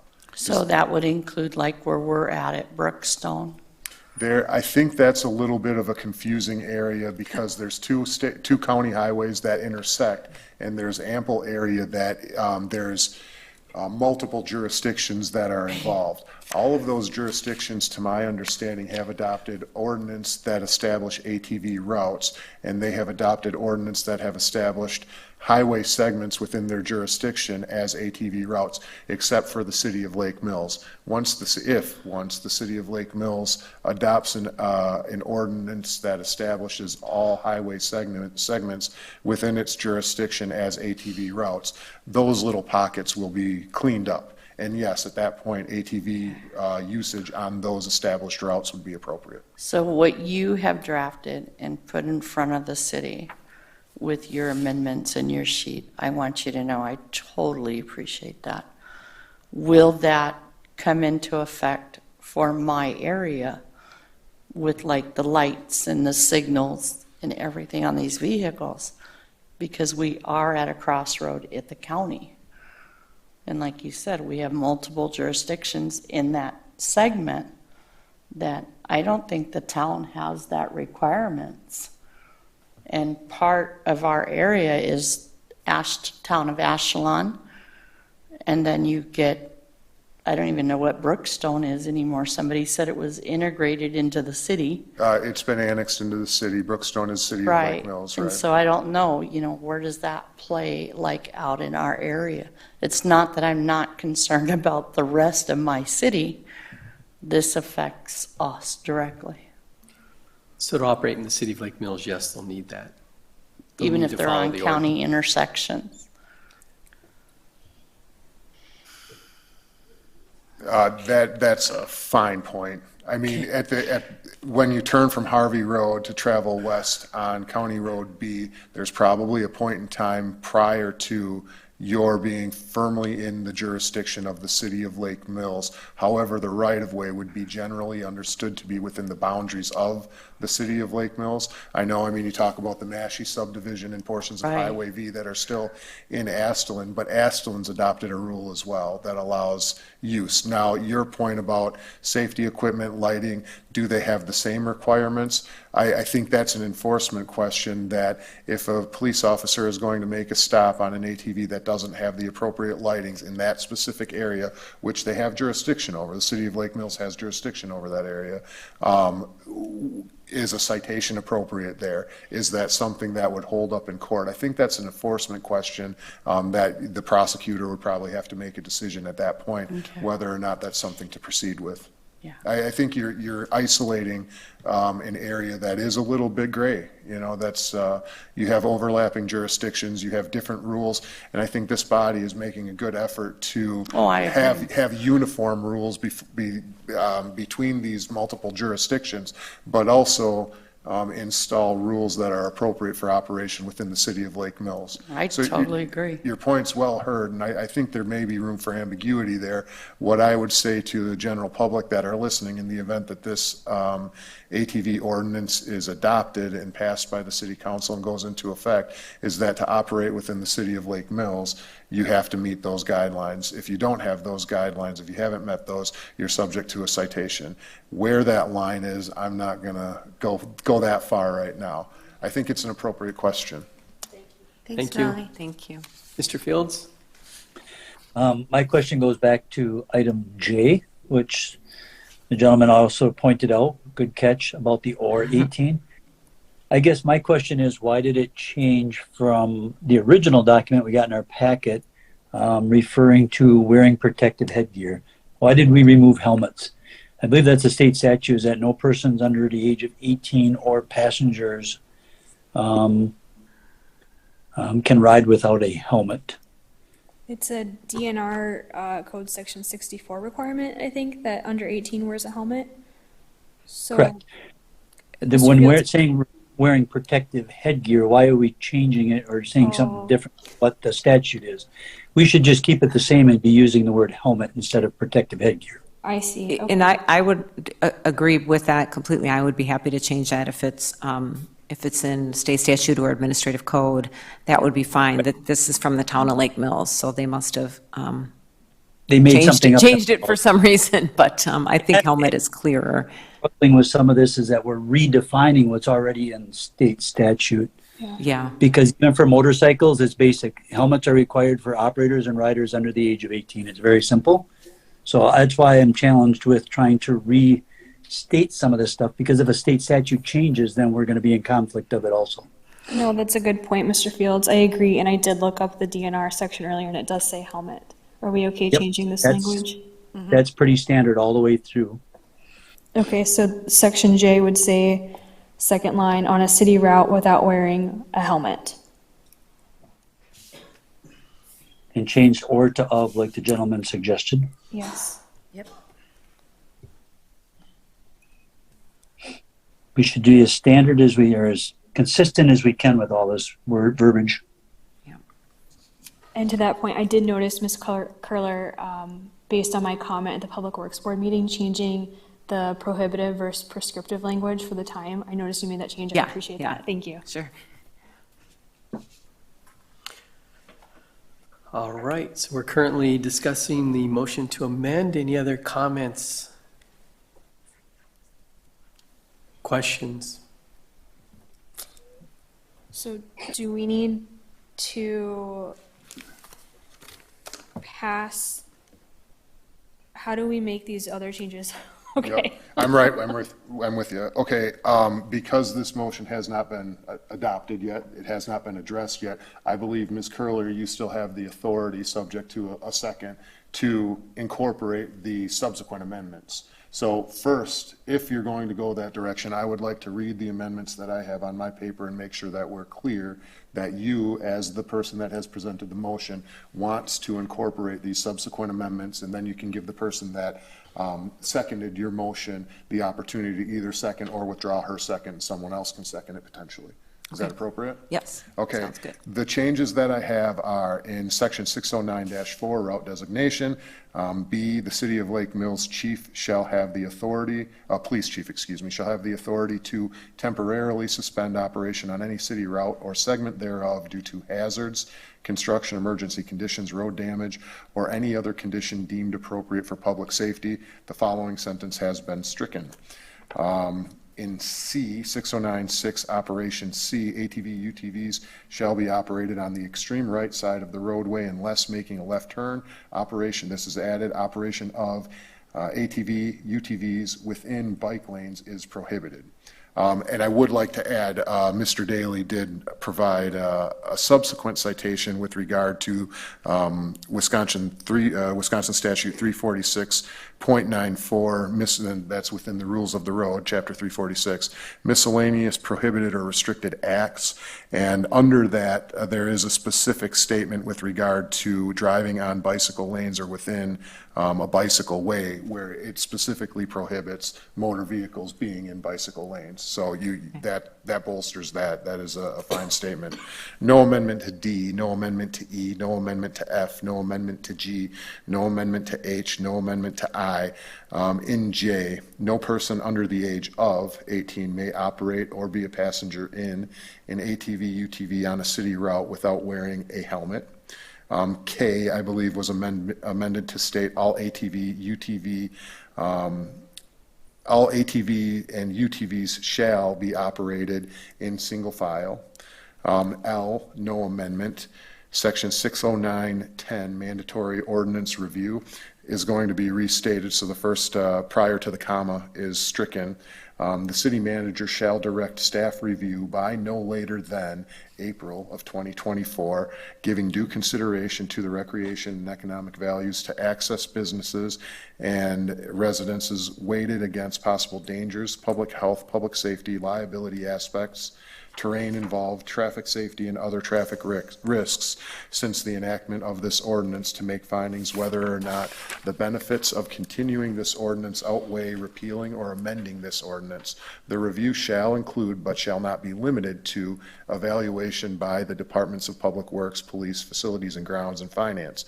Results of the review and findings shall be forwarded to the City Council no later than the first regular City Council meeting in June 2024 with any recommended ordinance amendments. Ms. Quidnow, do you second that motion? I do. Oh, Do I Do we- have to agree to it first? Yeah, I believe that you Okay. should state that that is your motion. Okay, I just have one question on what you read in 60910. What I heard you say was the city manager shall direct staff review no later than April 2024, giving due consideration, et cetera. Yep. I think it should say the city manager shall direct staff review of this ordinance Okay. chapter no later than April 2024. So with that change, I hereby amend my proposed amendment to Ordinance 1238 to reflect the language that Attorney Drescher just read out. I second. So the motion to amend as read by Mrs. Curler, second by Ms. Quidnow. Any further discussion on the motion to amend? Seeing none, can we have a roll call on the motion to amend? Mr. Fields, Aye. Ms. Curler, Aye. Mr. Waters, Aye. Mrs. Bishop, Aye. Ms. Quidnow. Aye. Motion passed 5-0. All right, thank you. Thank you, everyone. So now, we have ordinance 1238 that has been amended. Is there any further discussion before we move to a vote on ordinance 1238 as amended? I have one point of discussion, and it's for my own typo. Mr. Drescher, do you want a motion fixing that typo, or is it a scrivener's error? That If it's somebody a can scrivener's fix? error, I don't need it, but you should identify it. Where are we at? Sure, so it's section 609-5, sub C, sub B, second line. I'm sorry, 609. sub C, sub 2. Sub C, sub 2, yes? Okay, second line, by the department for the warning instead of waning. I don't know what waning would mean there, but, Oh, I see it, yeah, warning, for the warning, sure. Well, I'll make that change. okay. Scrivener's error is the Thanks, way I sir. interpret that. Okay. I guess I want to point out a couple things here as we move into this review. According to manufacturers, the ATVs are not manufactured for on-road use and do not qualify as motor vehicles regulated by the U.S. Department of Transportation. The Specialty Vehicle Institute of America, which is a governing body of the manufacturer, states in their tips and practice guidelines for all terrain vehicle operations, ATVs are intended for off-road use only. Never operate an ATV on public roads, and always avoid paved surfaces. ATVs are not designed for use on public roads. So I did want to point out that manufacturers do clearly state that these vehicles are not intended for public roads. I understand that the state of Wisconsin is allowing municipalities to legislate on this and approve use on public roads, but the manufacturers clearly state that these vehicles are not appropriate for that use.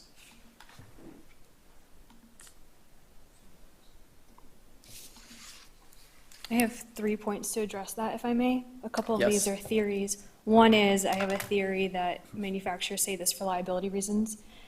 Secondarily, because a lot of municipalities and states have not recognized ATVs and UTVs as being street legal. And the way I see street legal as being defined is really, has there been a law passed about this or allowing this use? So that's why I think for liability reasons, they say it's not for on-road use. Additionally, and I'm not going to use exactly the right language or explanation because I'm not mechanically savvy, but the way ATVs and UTVs are designed with their rear differential, it causes braking issues at certain speeds and on certain terrains. And those braking issues are reduced at low speeds, which is in part why we have a requirement, both in our ordinance and at the state level, that you operate this vehicle less than 35 miles per hour to reduce those issues. So that's what I've seen in my research. Again, I'm sure I'm not explaining the rear differential issue and braking issue in a mechanically sound way, but that's my understanding. So that's just how I see the issues that you brought up, Mr. Waters. Okay.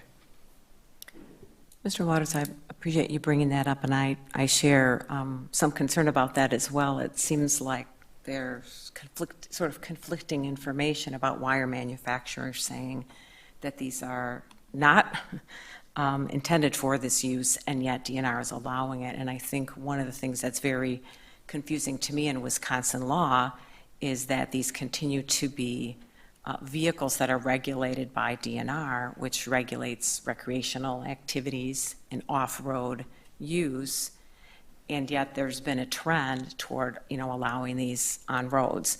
And certainly in northern Wisconsin and smaller communities that, are suffering economically, they've have wanted to add those, add that kind of access to have more recreational use, connecting communities, having, building trails that are specifically designed for that. Clubs have formed, similar to snowmobiles.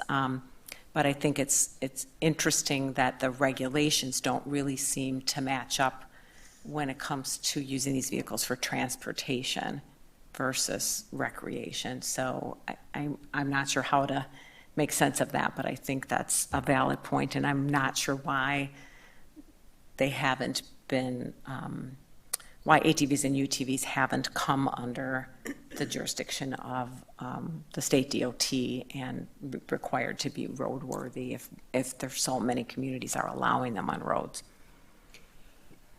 So Mrs. Bishop brings up a good point about the liability. It's obvious that the manufacturers are doing this to limit their liability.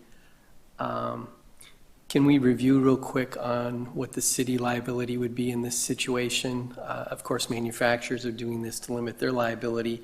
What is the liability of the city if we go ahead and pass this ordinance?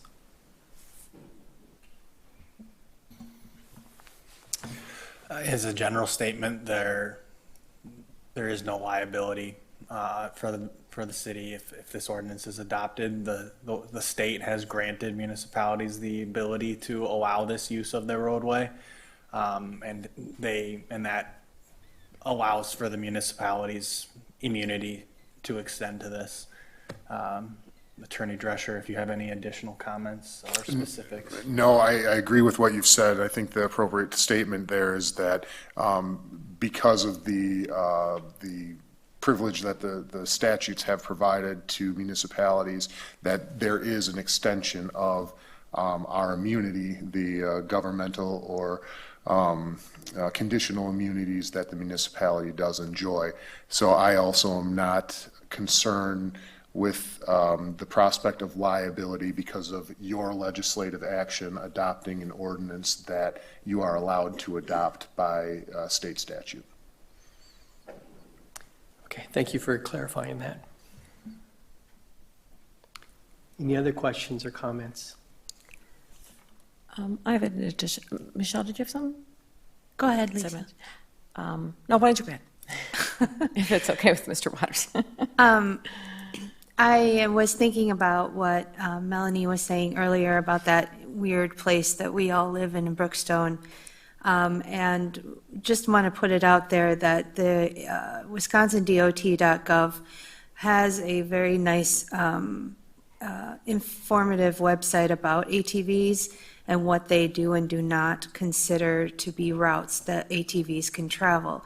One of the things I was thinking about was in that area where it does when you're coming from Astelin into the city, that is 45 miles an hour.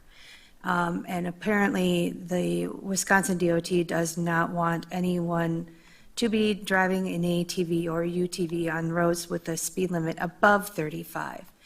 So it does make me wonder a little bit about that, but then I found that there is some, the Wisconsin State Statute 23.33, Section 4, subsection D, number 1, says that they're allowed to cross roadways when traveling on an existing roadway. So the situation that you were mentioning, Melanie, is if somebody was traveling, say, from Wiedenfeld's farm, let's say, and needed to make their way over to Brookstone, they are technically allowed to do that, even though it does fall within the clause of it being that it's over 35 miles an hour. That section in this state statute does allow for there to be some kind of cross traffic, and that's pretty much what I wanted to say. But I think it's important that we clarify because there's going to be a lot of folks who are going to wonder about that, especially if they're not ones who drive ATVs or UTVs and don't know the rules of the road and how well that's going to be followed.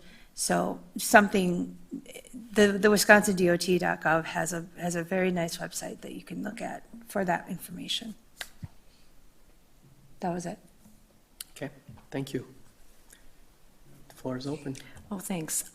So as we've talked about before, and I think we have information in our materials about this, Jefferson County passed an ordinance last year in April 2021 allowing ATV, UTV on county highways, and they've established in their ordinance that their highway committee would be reviewing how that's going for the county in November of this year. And I feel like the timing is important here because we've tried, and certainly the Public Works Board recommended trying to align a City of Lake Mills ordinance with what the county's doing, and that's what I've tried to present tonight in my amendment. But to the extent that they're very close to conducting their review, I feel like it would behoove us to wait and see the results of that to see if that might inform anything else that we would want to do. So with that, I would like to make a motion to table our ordinance for a couple of months to wait for the results of the Jefferson County review and see if we can learn anything further about that would help inform our ordinance. So a motion to table for Jefferson County review. Right. UTV ordinance. Which I believe is scheduled for November. So I don't know if we could put a date certain, but I would think that we would have that by the end of the year. Lisa, do you by chance know when that was that the last time they did a review was? They just adopted their ordinance in April of last year, and in their ordinance, they said they would do a review this year in November. So I don't think they've done one yet. Gotcha. That's my understanding. Mr. Drescher, I think you've looked at their ordinance too. Does that sound right? So there's a motion to table for Jefferson County review of the UTV ordinance by Mrs. Curler. Is there a second? I will second. Second by Ms. Quidnow. So this motion to table, we are open for discussion or comment.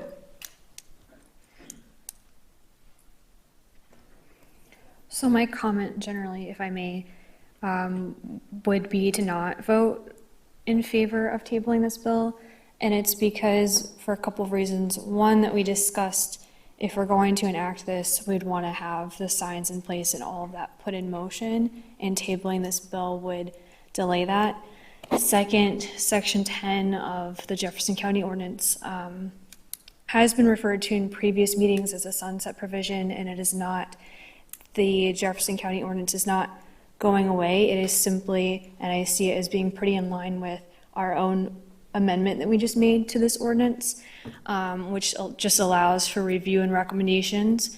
No telling that anything would be done with those recommendations or that any changes would be made. And even when the the Board of Supervisors could review those recommendations, who knows when that's going to make an agenda item.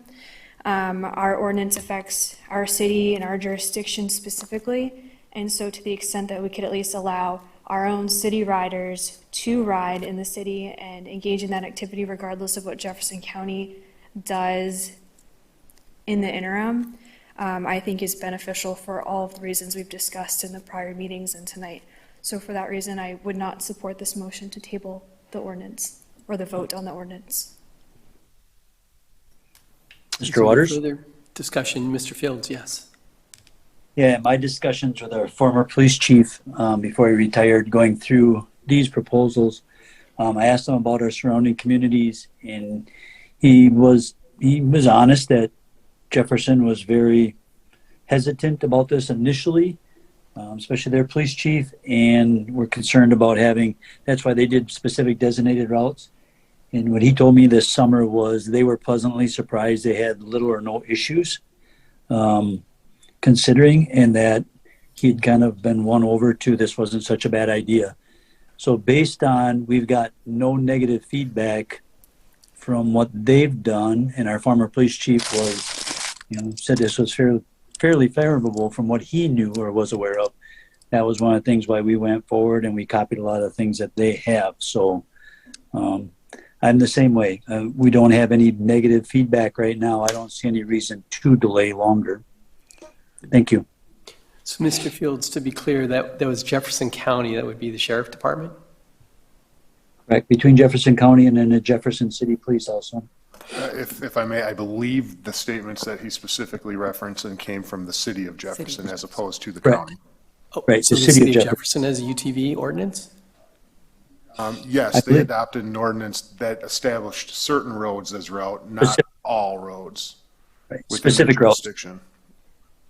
Okay, So that's not Jefferson County, that's just Jefferson. that's the city City of. of Jefferson. The county has adopted an ordinance that establishes all county highways as ATV routes. The city of Jefferson adopted an ordinance that established certain roads as routes. Okay, so that's why I asked for clarity, because I didn't know that the city of Jefferson had an ordinance in place. Excuse me. It was referenced in the memo that I provided. In there, I have just a short blurb in my memo.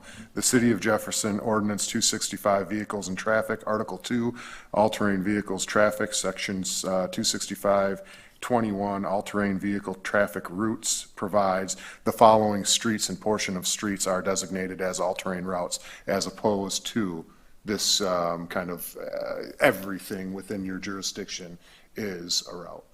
Thank you for clarity. And my comments were about the Jefferson County Ordinance and the County Board of Supervisors. Thank you.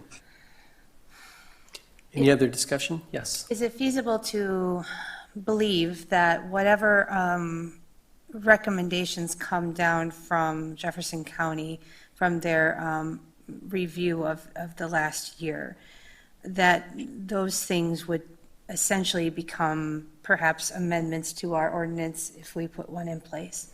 Well, our ordinance already states that operation of the ATVs and UTVs, I'm going to paraphrase here, will be in accordance with Jefferson County regulations. So the review of such, I mean, no matter what, if they do change it, it would ultimately change our ordinance? So if they change something and it's not an item that is specifically enumerated in our ordinance, yes, then we would be relying on their change. I'm trying to think of a good example that explains that. But it wouldn't apply to our streets. I'm not sure I'm following. So let's say, I'm gonna give a totally insane example. Let's say they have to, in an ordinance amendment, they say you have to install a parachute to your ATV, right? I'm being silly, but that's good. Then because our ordinance adopts the Jefferson County ordinance by reference, then automatically riders in our city would have to install a parachute on their ATV, right? And just by way of a silly example to make it make sense, that's what would happen. And that's because we referenced Jefferson County Ordinance number 2021-01? Yes, now let's say that Jefferson County changed the time of operation and said, you can operate an ATV at any point in time. Well, our ordinance has something specific on that point, and so our ordinance would be more narrow and would keep the time of operation in place. I hope. Yeah, that's a good example where Yeah. it wouldn't automatically cross over. Or if the county said we're going to prohibit them in school zones, maybe that's not a realistic example, but that wouldn't necessarily mean that ours would have that. We would have to take that separate action. Right, so you can see how depending on the action and what's in our ordinance, it could be affected one way or another, but yeah. I appreciate that, and I think that's going to help me make the decision. This would be my decision, is not to table it, because if I know that that is coming down the line, then it seems to me like it's going to happen within how you've written this ordinance altogether. Is there any other discussion on the motion to table?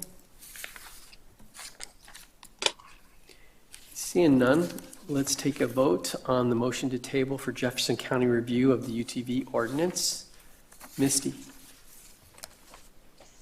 Ms. Curler, No. Oh, excuse me, yes. Mr. Waters, No. Mrs. Bishop, No. Ms. Quidnow, No. Mr. Fields. No. Motion fails 1-4. Thank you. So now we're back to discussion on ordinance 1238. So the floor is open for additional comment here. I'm going to go ahead and comment on my vote to clarify it a little bit. I'm going to vote to support ordinance 1238. I understand that the manufacturers do not recommend use on roads, but I feel that the ordinance that we're putting together has appropriate rules and measures to operate safely within the city of Lake Mills. And I like the adjustment that we made on the far right as far as not encroaching into the bike lanes. So therefore, I am going to support this ordinance. Any other discussions? Yes. I want to thank my fellow council members for working through my amendment. I appreciate that. I've had serious concerns about this ordinance since it was introduced, and have tried to really study it and listen to constituents and try to do my best to address what I feel are important safety and operation issues in the community, and also to make sure that we're taking a look at this and seeing how it's working. I have heard from very few constituents, either for or against this. And so I don't know what that means. I don't know if that means they really aren't paying attention and don't have any idea, or they don't care, or people are fine with it. I don't know what that means. And so to me, I, again, appreciate that people were willing to support the mandatory review so that we can learn more about it, how it's working, and hopefully make adjustments if they're needed. I would have liked to wait and see what Jefferson County had to say, what they learned. So I'm disappointed that folks weren't willing to table that for a few more months. As I think about this, I think we've made the ordinance pretty strong. But what I come down to, and I intend to vote against this, this is a decision that each municipality has the right to make. And I don't feel that these are right for our community. We take great pride in the historic charm, the Norman Rockwell character of our downtown, and I feel that these vehicles will diminish that quality. I hope I'm proven wrong, and I am counting on the operators to follow our regulations just like any other vehicle, but I don't feel that adding these vehicles to our city streets is the right thing for the charm and character of Lake Mills, and so I will be voting against this ordinance for that reason.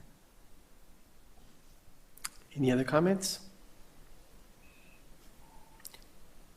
All right, seeing none, let's move forward with a vote. Roll call vote on ordinance 1238 as amended.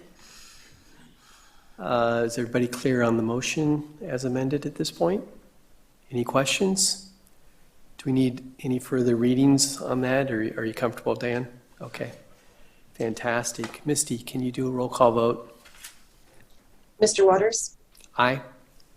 Mrs. Bishop, Aye. Ms. Quidnow, Aye. Mr. Fields, Aye. Ms. Curler. No. Motion passed 4-1. Thank you. Appreciate everyone's review and discussion on this. It was a very important issue that came before our council, and appreciate all the work and effort. Thank you. All right, moving on.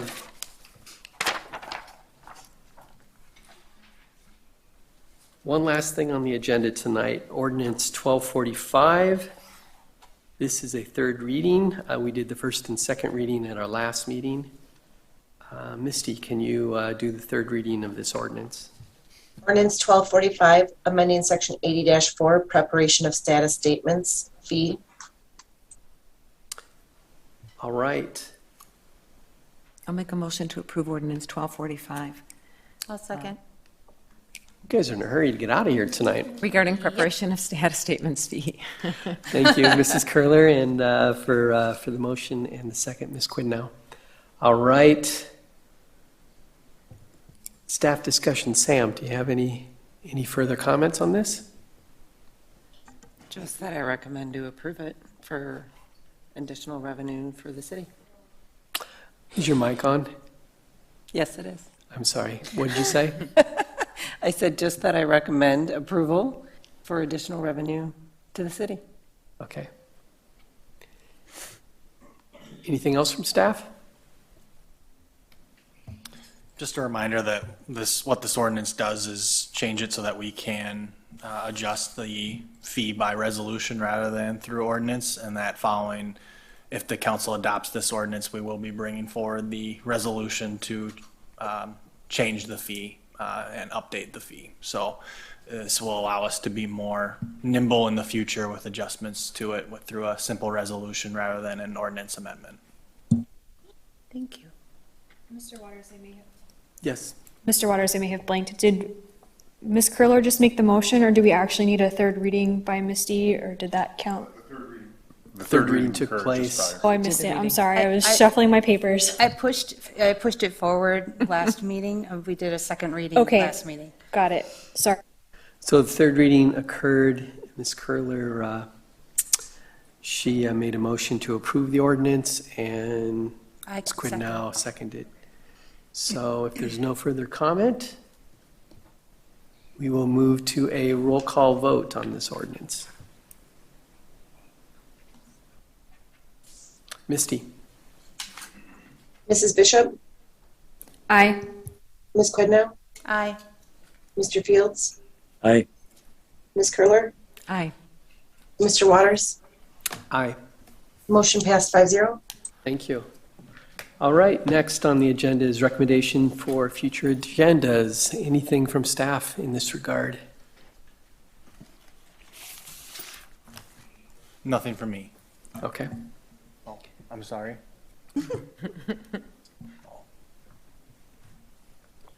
Okay. Nothing current. And from anybody on council have any recommendations for future agendas? I Yes. have a request, and I wonder, and maybe this could be, Drake, just in your city manager's report, could we get a brief update on the progress of the comprehensive plan? I know that the schedule, or at least I've seen, looking at the Plan Commission notes, that it seems like the schedule is getting bumped out, and I'm hoping that it's something that, there was a lot of work the last time it was done, and hopefully this one isn't being quite as onerous for the Plan Commission, but I'm just curious on what their timeline is in this progress. I certainly can. Currently, what the Plan Commission is looking at is scheduling a special meeting to focus solely on the comprehensive plan, as they haven't been able to focus on it fully at their last meetings due to regular business. So I believe likely in November, there will be a special meeting, unless we can find one in earlier, but likely in November. There will be a special meeting dedicated to comprehensive plan review. Is there also a session coming up soon on a wastewater treatment plant? I see a head nodding, yes? Yes, we're anticipating an executive session to discuss options for the wastewater treatment plant upgrade that we believe to be necessary. So that should be coming to you in the next regular meeting in October. Okay. Is that one that we wanted to invite the Public Works Board to also do a joint session with us? We're working, Misty is working on an official invitation that would come from you, Mr. Waters, to extend that invitation to the Public Works Board to attend and participate in that discussion. Okay. Anything else? Just that I know we're planning another budget work session. I think that's already scheduled, and that will be the day before our next council meeting, right? That's correct. Is that the 5:30? 17th, Monday the 17th at 5:30 p.m. Thank you. Yes.